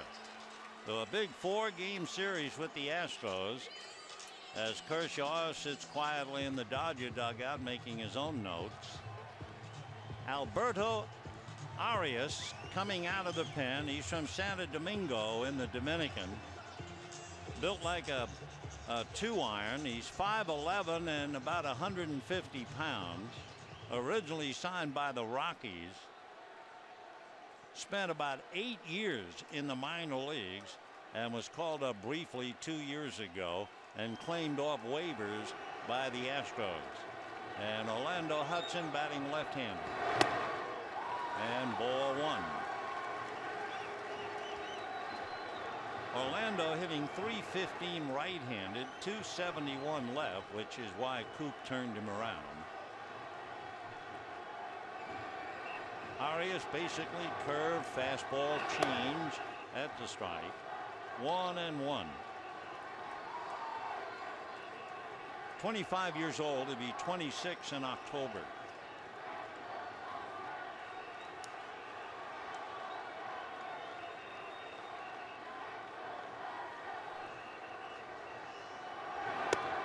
And ball 2. So Burdack came in and walked Loney. So they hooked him to bring in Arias. And he's behind 2-1.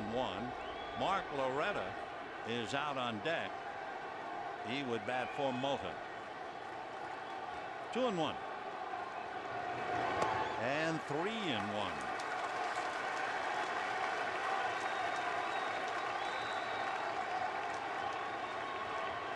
Burdack in 31 innings had walked 18.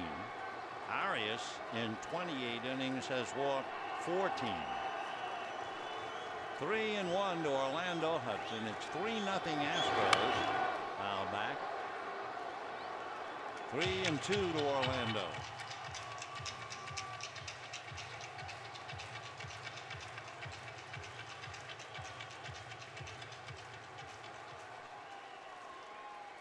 Hudson has struck out and doubled.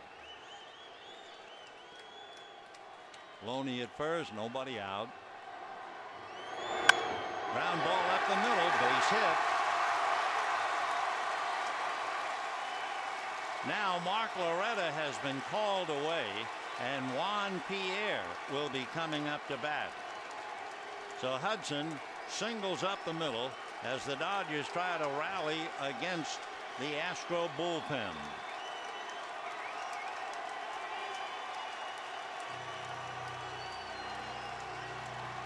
Two on, nobody out. So it'll be Pierre for call and Ethier in that order.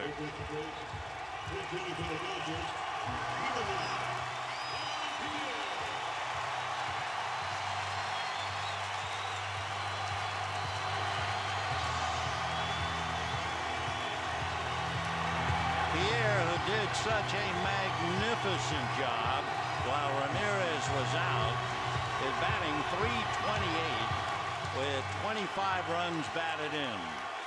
So 2 on, nobody out. And here is Pierre with Rafael Furcal on deck. Keppinger is playing caddy corner at third, and that's a strike. Keppinger not quite sure what to do. Is Pierre up there to just bunt them along? No balls and 1 strike. 0-2.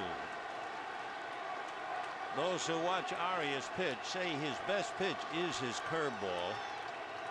His fastball is a 2-seamer that does sink. Loney at second, Hudson at first, nobody out. 3-0 Astros. Breaking ball fouled away.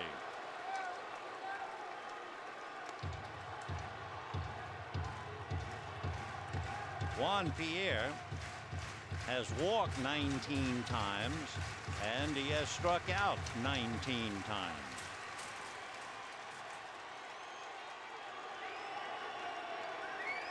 Oh, 0-2.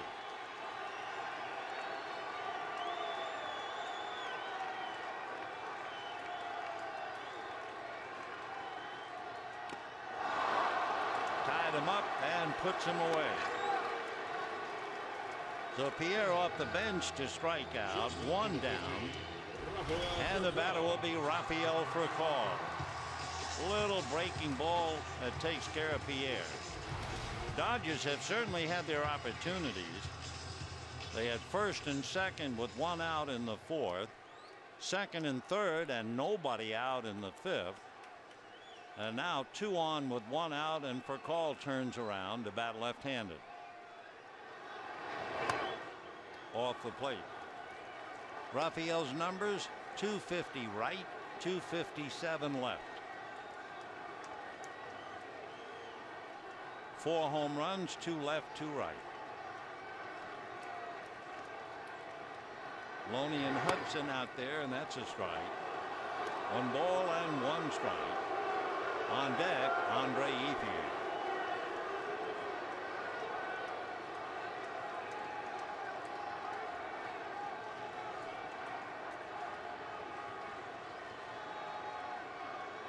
Fastball fouled away.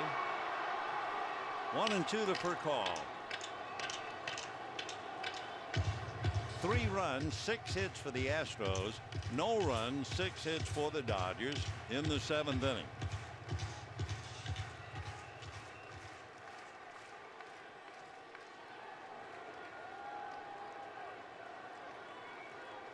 One and 2. 2-2.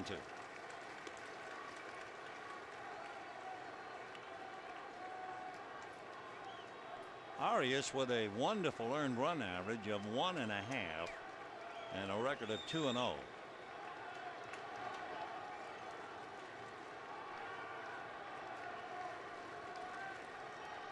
Two balls, 2 strikes.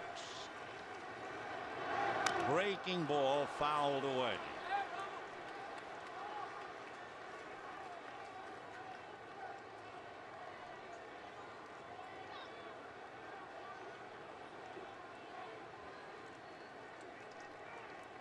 Rafael grounded to short in the first inning, struck out in the third, walked in the fifth, made a dazzling play on a ball hit by Tejada in the second inning.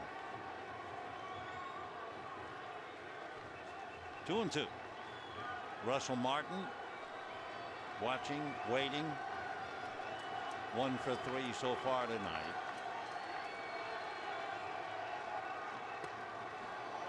On the corner. So the breaking ball struck out Pierre, and he breaks off another dandy to take care of Furcal. It's there, and then it just dips in the zone. 2 strikeouts for Arias. 7 Dodgers, now 8 have struck out. And the batter is Andre Ethier, looking for an opportunity to get back at the Astros. He had flied to center. He had an infield single to short. Then he came up with a bases loaded and 1 out in the 5th inning, only to ground into the inning-ending double play. So now here he is with a second shot. 2 on, 2 out, 3-0 Astros. Ethier hitting .251. 0-1. Boy, one breaking ball after another. And for strikes. Struck out Pierre with it, got Furcal with it, started Ethier with it. Fastball and a ground ball to Matsui. So a nice job by Alberto Arias to give in strikeout 2. The Dodgers leave 2, and at the end at 7, 3-0 Houston.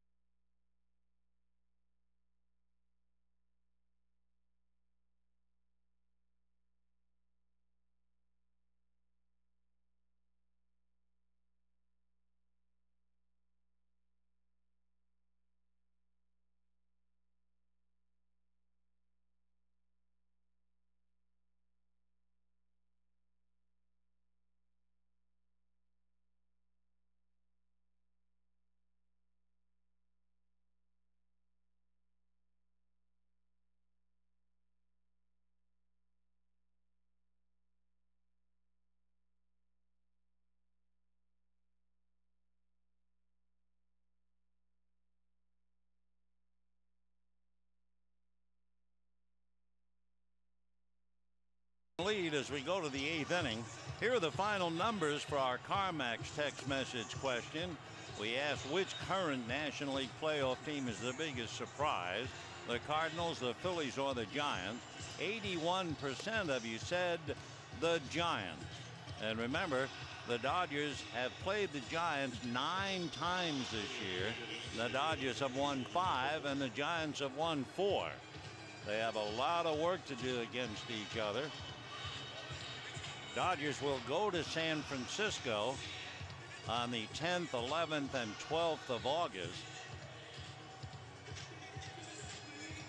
They will also go to San Francisco on the 11th, 12th, and 13th. And then on the 18th, 19th, and 20th of September, the Giants will be here. And that'll add up to 9 more. Brent Leach coming out of the Dodger bullpen, and Michael Bourne 0 for 3 at the plate.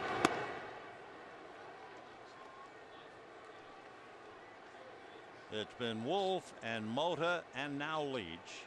Bourne 0 for 3, hitting .284.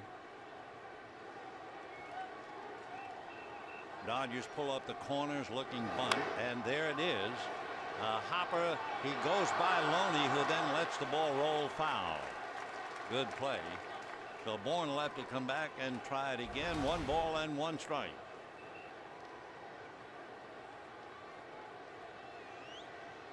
That decided the issue.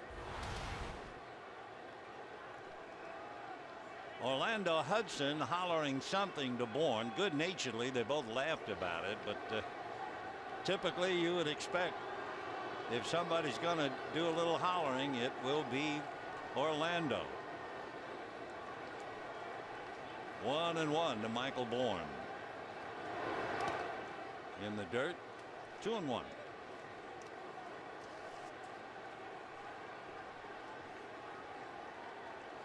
Bourne a definite threat if he gets aboard. He has stolen 32 out of 40. A little foul ball. Claudio Vargas warming up in the Dodger bullpen.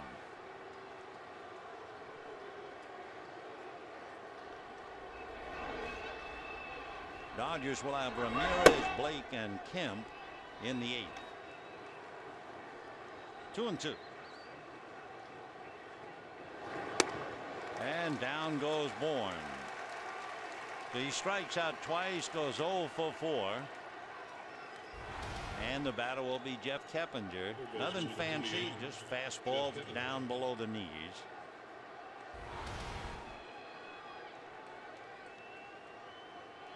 Wolf struck out 6.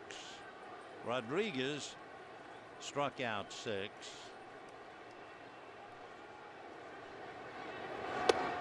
Ball 1 to Keppinger. Final score, the Rockies playing very well. Well, make it the 8th inning. The Rockies are leading the Padres 8-1. Clint Barmas hit a 3-run home run in that game. Rockies have certainly been rejuvenated since Jim Tracy took over. Rockies 2 games back of the Giants, 9 back of the Dodgers. 3-0.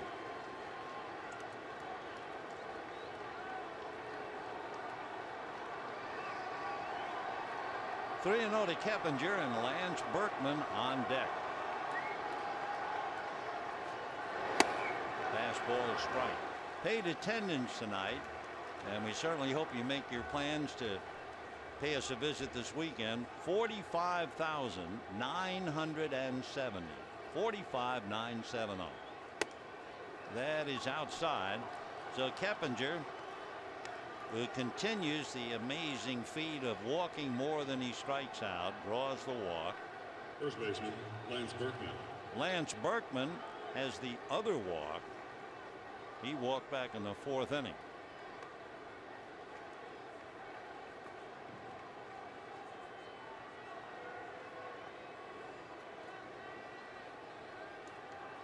Berkman robbed of a hit by Hudson, walked, struck out. Fastball, little chopper. Loney will feed Leach, coming over awfully close.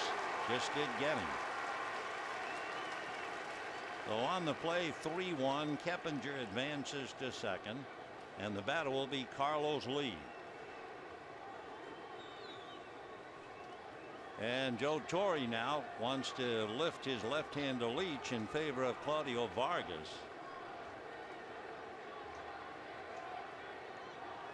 So the Dodger bullpen busy again. Mota came in to pitch an inning. Leach comes in to get 2 outs in the 8th. They'll go to Vargas, and we'll be back.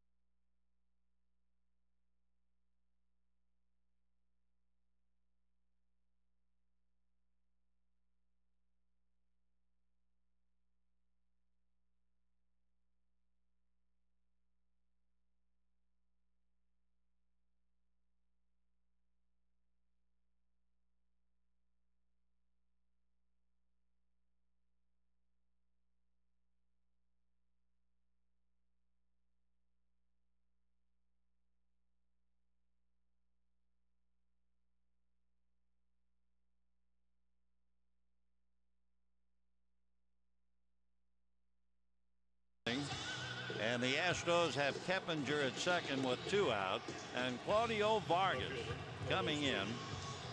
Claudio, you may remember, was on the 60-day disabled list. He missed the first 79 games.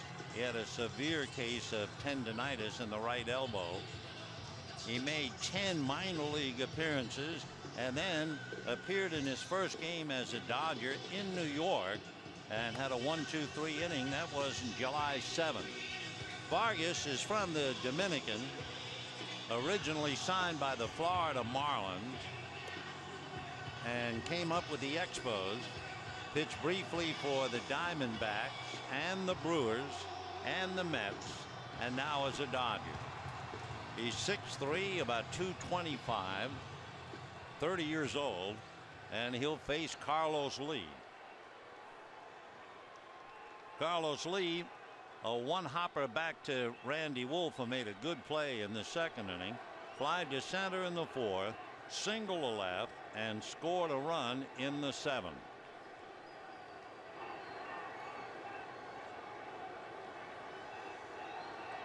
Lee has 3 home runs in the past against Claudio Vargas.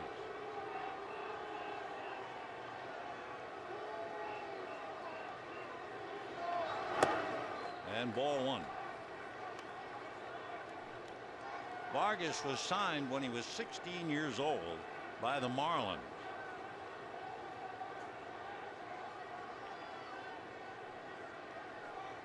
At second base is Jeff Keppinger, 2 out. Breaking ball for a strike.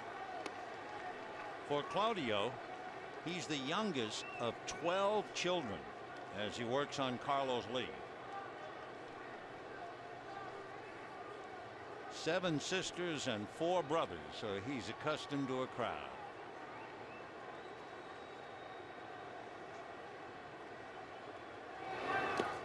Nice save by Martin. When Vargas was playing Little League ball, he was so impressive that his coach called the Marlins scout in the area and said, "You ought to check this little kid out." And they converted him from an outfielder to a pitcher when he was about 15. Half swing on a fastball, 2-2.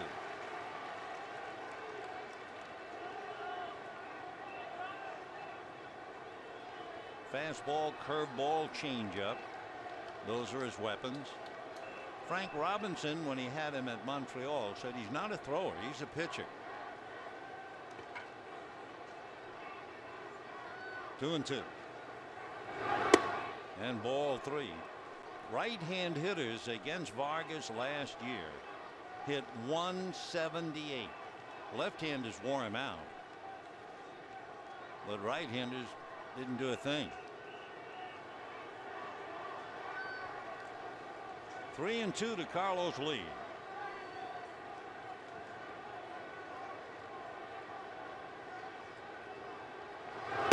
And he walks him. So first and second on walks, 2 out, and Miguel Tejada coming up. Tejada robbed of a hit by Furcal and Loney, robbed of a hit by Ethier, then singled up the middle in the 7th inning to extend his hitting streak to 9. Tejada has never faced Vargas before.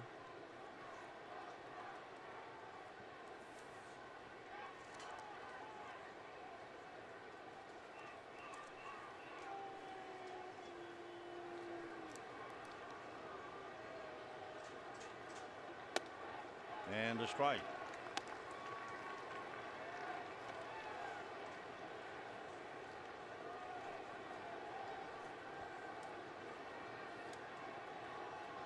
We were talking earlier about Tejada having a streak of 1,152 games snapped 2 years ago in July. The only reason it was snapped, he was hit by a pitcher who is now his teammate, Doug Brocail, and it fractured the bone of his left hand. Otherwise, he might still be working on that one game after another. And of course, Doug and Miguel are now buddies. 1-1.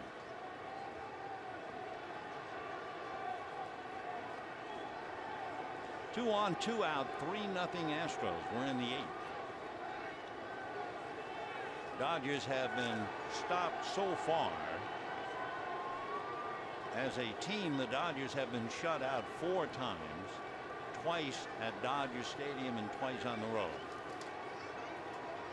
So Rick Honeycutt and Joe Torre watching Vargas, judging him, I'm sure. On deck, Hunter Pence.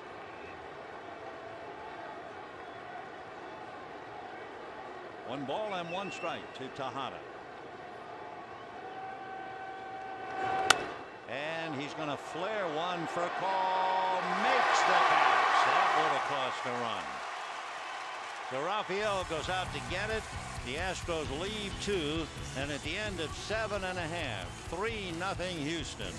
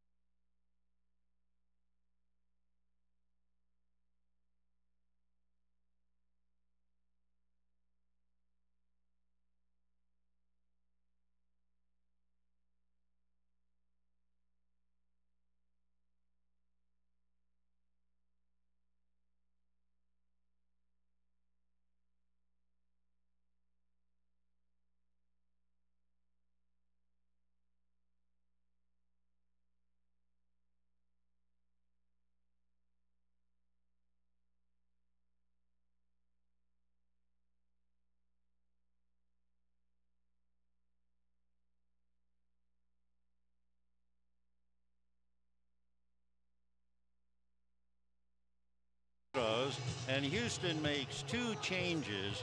At first base, Darren Erstad will finish up, and I would assume bat 9th. And the pitcher, LaTroy Hawkins, would go into Lance Berkman's spot. LaTroy Hawkins has been around. He's been a pro since 1991 when the Twins drafted him out of high school. He's always had the nickname Satch. He's 6'5", 215, and as LaTroy, he had a big photo of Satchel Paige in spring training, and he looked and he said, yep, he's tall, he's black, he's skinny, and he's got big feet just like me. Well, we'll see about LaTroy as he works now on Manny Ramirez.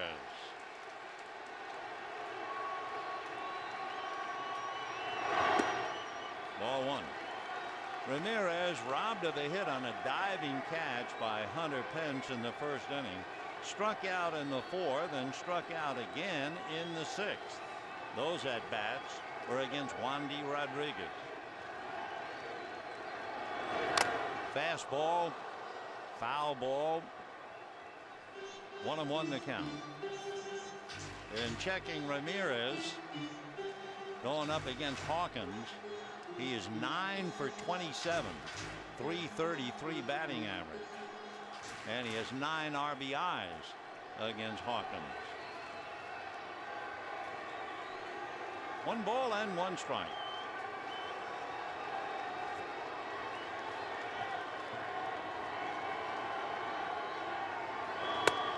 And that got the inside corner. 1-2.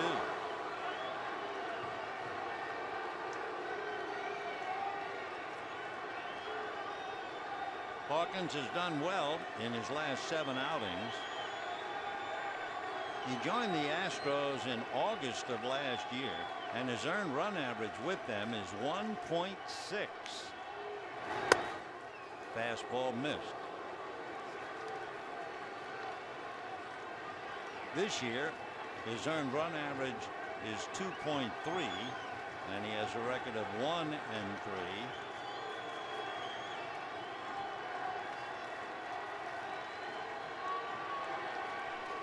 2-2 to Manny.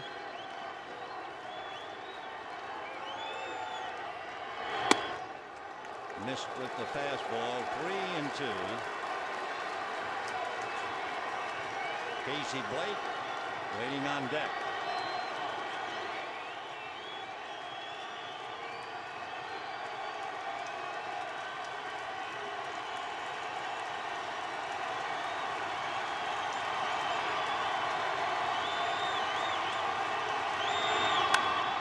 Ball hit into right field, base hit.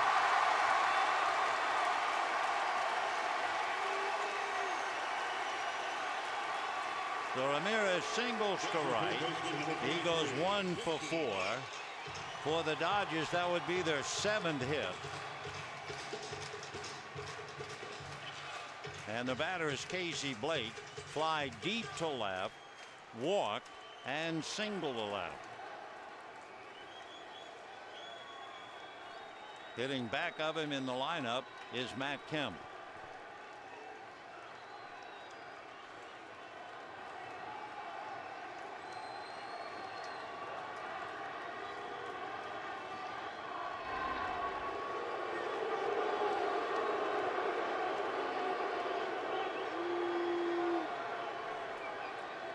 Hawkins for years wore number 13.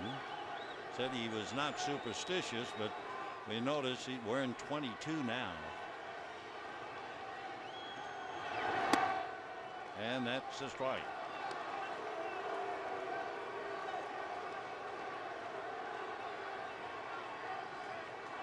At 6'5", you know he played a lot of basketball.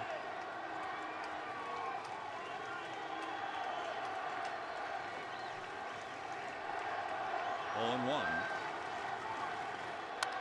Fouled away.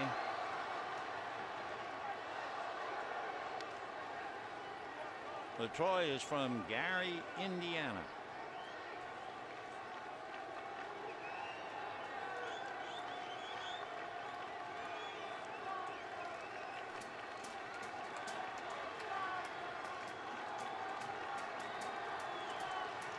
Talking about the fact that he compared himself with Satchel Paige, big feet.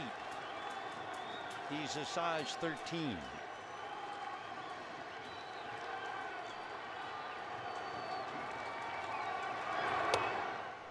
One and two.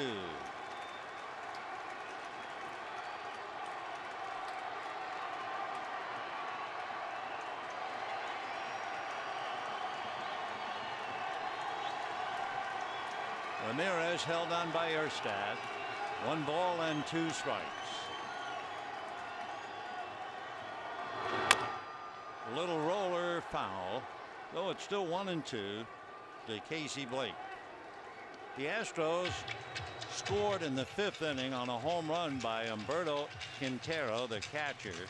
And then in the 7th inning, they had 4 straight singles. Lee, Tejada, and Pence to load the bases. That chased Randy Wolf, and Matsui singled in 1. The second run of the inning scored as Quintero grounded into a double play. And that's it. 3-0 Houston. And the Dodgers have been trying to play catch up since the 5th inning. 1 and 2 to Blake.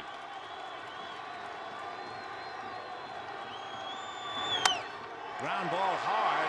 Erstad down to Tejada. And back in time for the double play. A 3-6-3 double play. Erstad making a fine play to Tejada, and then he got it right back again. So that double switch brought Erstad in. He was tested and handled that play very well. Ball was hit hard. He led Tejada perfectly, and then Miguel just hurdled over Ramirez. So 2 out in the 8th inning. 2 big double plays by the Astros. One by Tejada on a ball hit by Ethier, and now this one by Erstad on the ball hit by Blake. 2 out, bases empty, and here's Matt Kemp.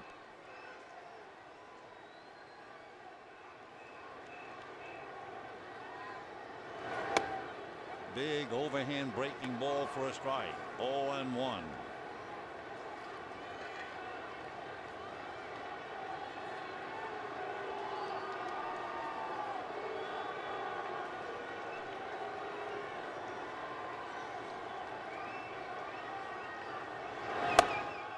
One ball and 1 strike, and he just hit 97 on the Dodger gun. Fastball, curve. He has a splitter and a changeup. Also added a cutter for a little while. 1-1. Ball 2. Matt Kemp twice flied to right. Last time he went deep to right and struck out.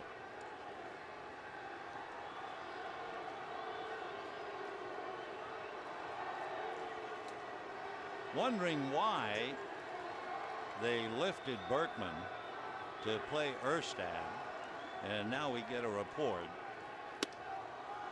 That's a strike. We understand that Lance Berkman left the game with a mild left calf strain and is listed day to day. So the veteran Darren Erstad will take over. Erstad not hitting anything, just 165. So they would certainly miss Berkman's bat. 2-2.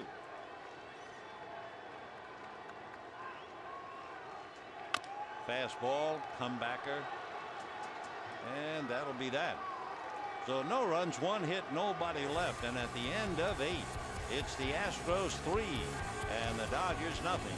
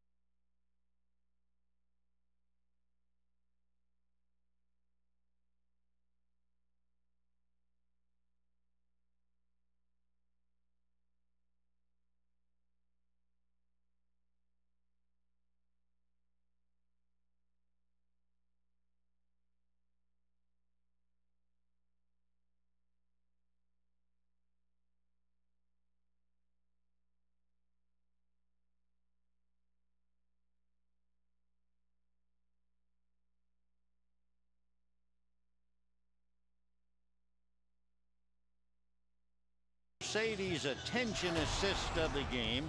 2 out first inning. Ramirez slicing a fly ball down the right field line, and Hunter Pence making a diving, sprawling catch to retire the side in order. We've had a lot of brilliant defensive plays, especially in the first 4 innings for each side. And now we've arrived in the 9th. Hunter Pence, followed by Kazuo Matsui and then Humberto Quintero. Pence has struck out, grounded out, and singled. His base hit loaded the bases in the 7th inning.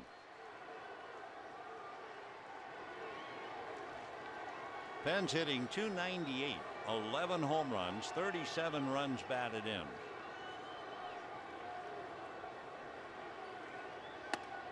And a strike. Dodgers using Randy Wolf, then Guillermo Mota, Brent Leach, and now Vargas.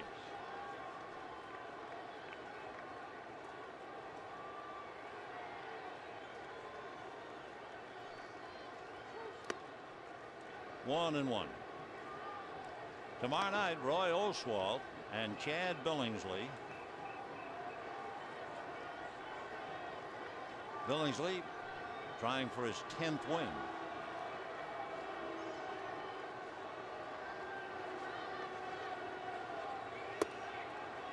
Little high. Ball 2, 2-1. Roy Oswalt, big boy out of Mississippi. He'll be on the mound tomorrow night. Oswalt with a record of 5-4.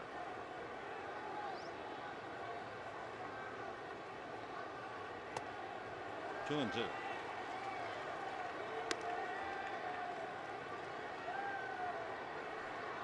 Wolf, Mota, Leach, and Vargas.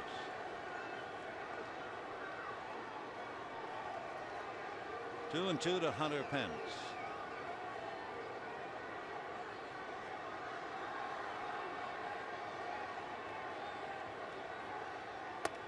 And ball 3. The Astros came in here a 500 ball club, 44 wins, 44 losses. They're 1 game above 500 at home, 1 game under 500 on the road. Fouled away, out of play. 45,970. Hope you'll be with us on the weekend. This for the Dodgers, a 10-game homestand over 11 days, their longest homestand of the year, involving Houston, Cincinnati, and Florida. Still 3 and 2.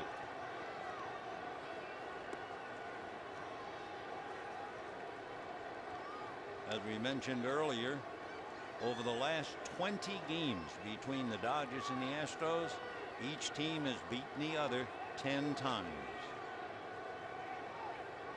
So for Joe Torre, the Astros, a very, very tough ball club.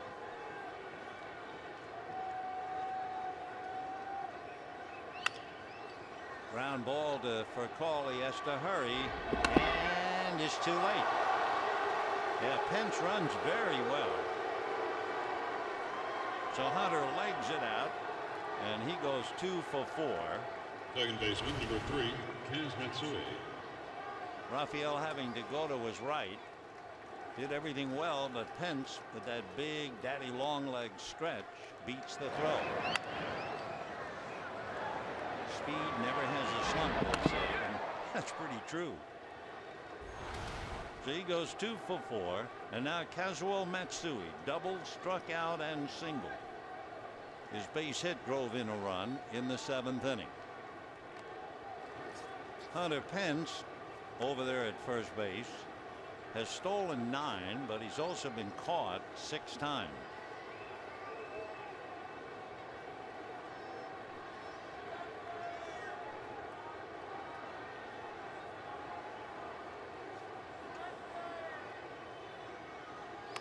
And the bunt, and fair ball. They get 1, and that's all they get. So Martin got the ball to Furcal to force Pence but Matsui beat the throw to first. High bouncer, and Martin went right on top of it.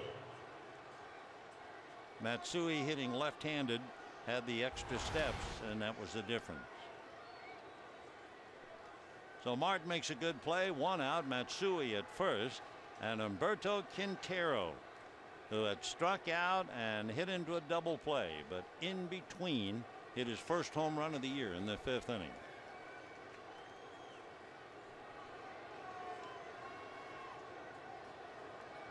And there goes Matsui, fouled away. Matsui had a great jump.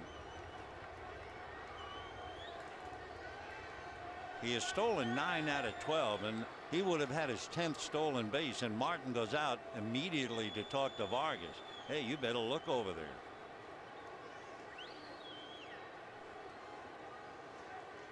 Darren Erstad batting 9th on deck.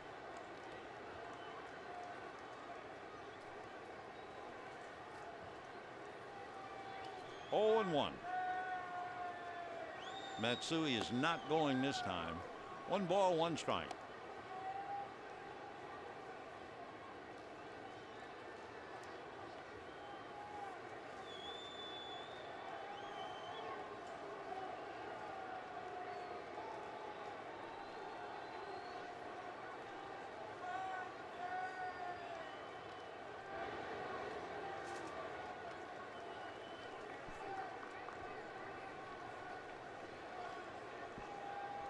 One ball and 1 strike. So Quintero checking with Dave Clark.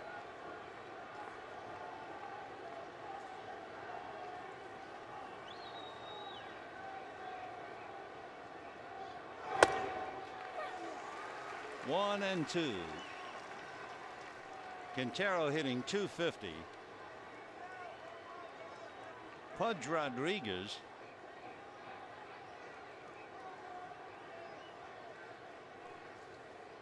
not playing, obviously, with Quintero handling the gear. Pudge hitting .245, has 7 home runs as Quintero strikes out a second time. Rodriguez 7 home runs and 30 runs batted in.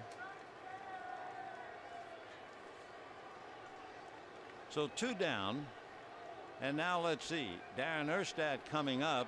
And it looks like Joe has a left-hander, Scott Elbert, about ready to come in. We'll see if he goes that way.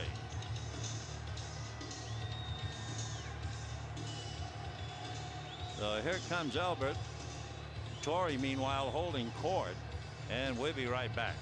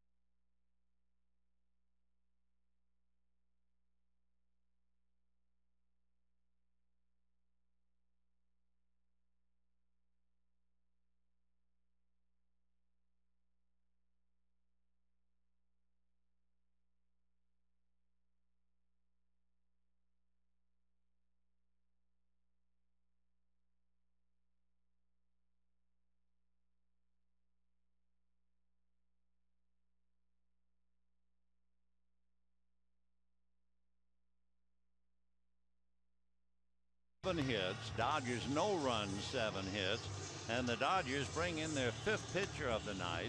That would be Scott Elbert out of Joplin, Missouri. He was a #1 pick by the Dodgers in 2004. He was also a very good running back in high school. He's 6'1" and 210.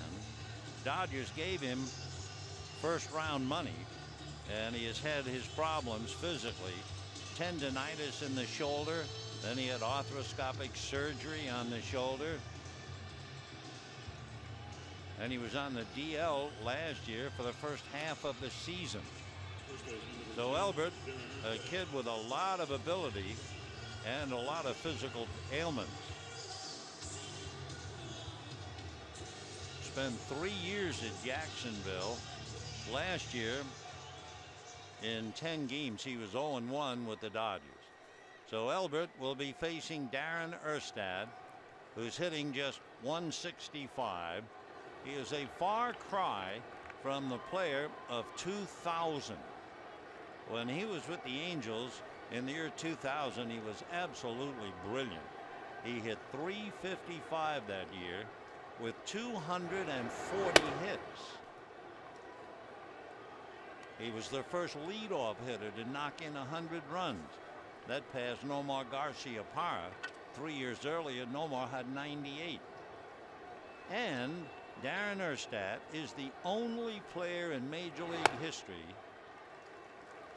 to what? To win a Gold Glove as an infielder and as an outfielder. And you saw his prowess as an infielder on that ball hit by Blake in the 8th inning out of Jamestown, North Dakota. 1-2. Erstad went to school at the University of Nebraska, and he was with the Angels from '96 through 2006, 11 seasons. Then the White Sox, and then last year with the Astros. 1 ball and 2 strikes.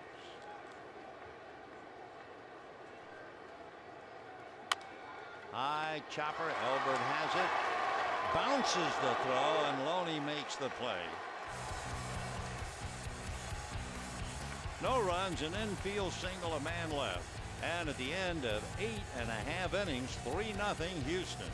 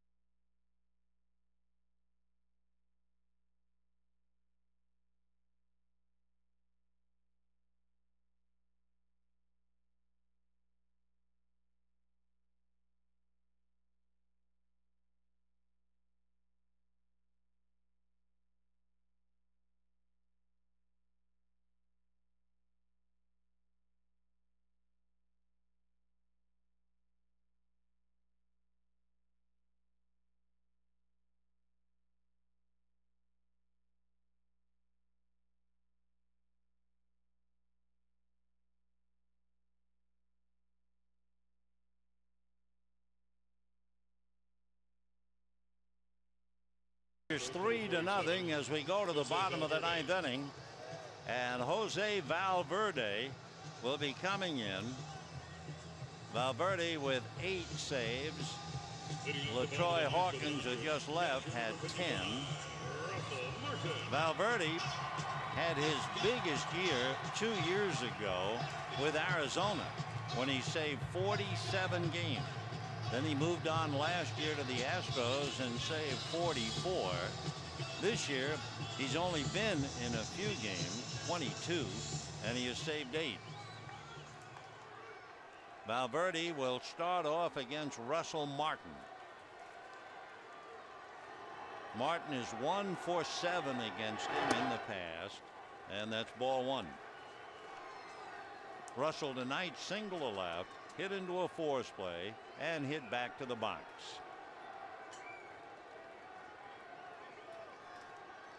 Valverde throws hard. He's 6'4" and about 255 pounds. Fastball strike. He just hit 95 on the gun.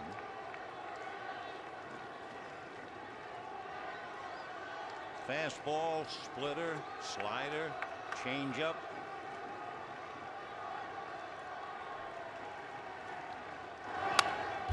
One and two.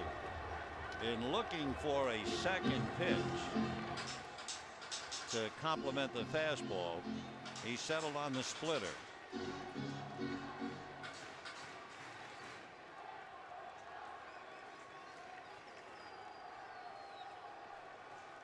One and two. Last year, left-handers hit 190 against him, and right-handers 252.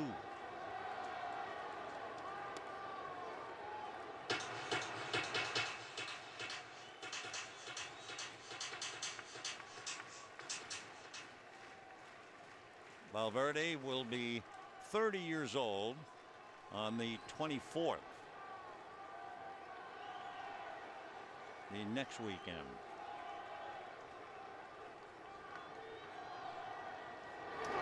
Fastball, little pop fly down the line. Erstad in foul ground. Wow.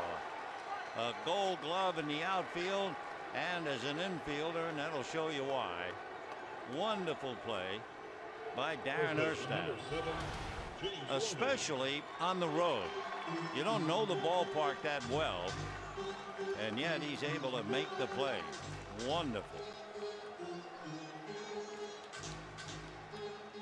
At least at home, as the music man said, you got to know the territory.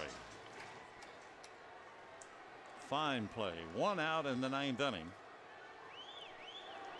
This is a game that is marked not by just a few runs, but by so many wonderful defensive plays.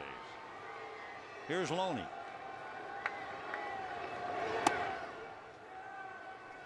Loney was robbed of a hit on a diving play by Kazuo Matsui. Single to center and walked after that.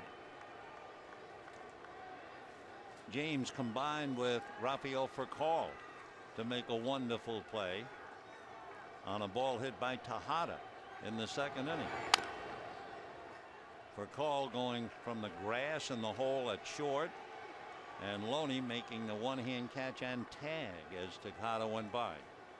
Final score, the Rockies put the Padres to sleep 10-1. Aaron Cook picked up the win. Cookie is now 9-3.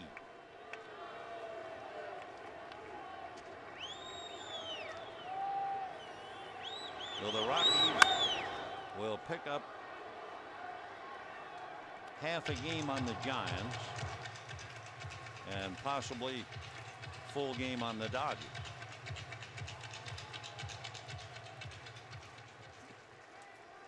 A sobering thought for the Dodgers with their major league leading record and the fact that they have a fine homestand record for the year. Yet the sobering thought has to do with the beginning of the year.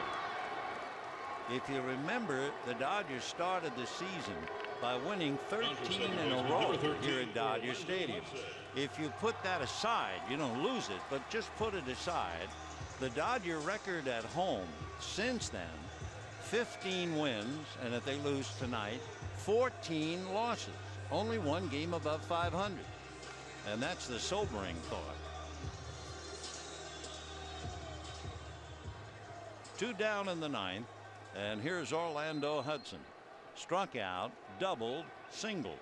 2 for 3, hitting .286. Dodgers had a couple of golden opportunities. First and second with one out in the fourth. Second and third and nobody out in the fifth. And then first and second with nobody out in the seventh. And could not break through. Messrs. Wandy Rodriguez and then Arias, Hawkins, and now Valverde. Tomorrow night, Joe Torre and the boys will face Roy Oswalt, and Chad Billingsley will try to win his 10th. 1-1. 1-2.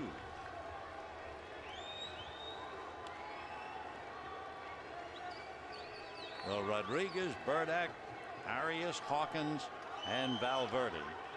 James Loney wound up going 1 for 3.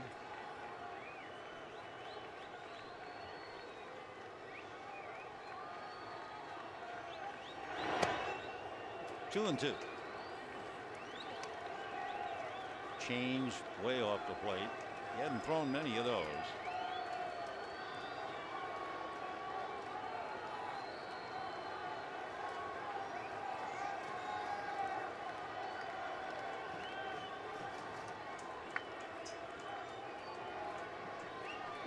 Two and 2. Fastball, a one hopper by Tejada.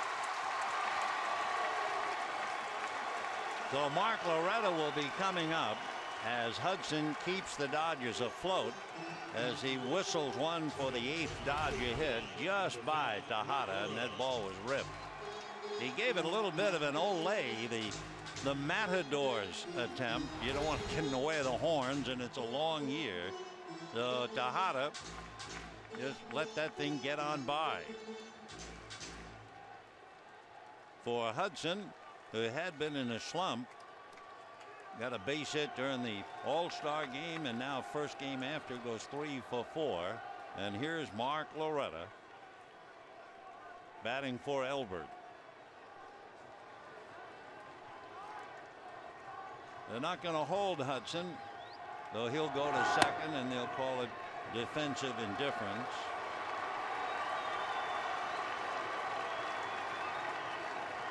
The only thing about that, you take away the easy force play, and yet they do it all the time. 0-1 to Mark.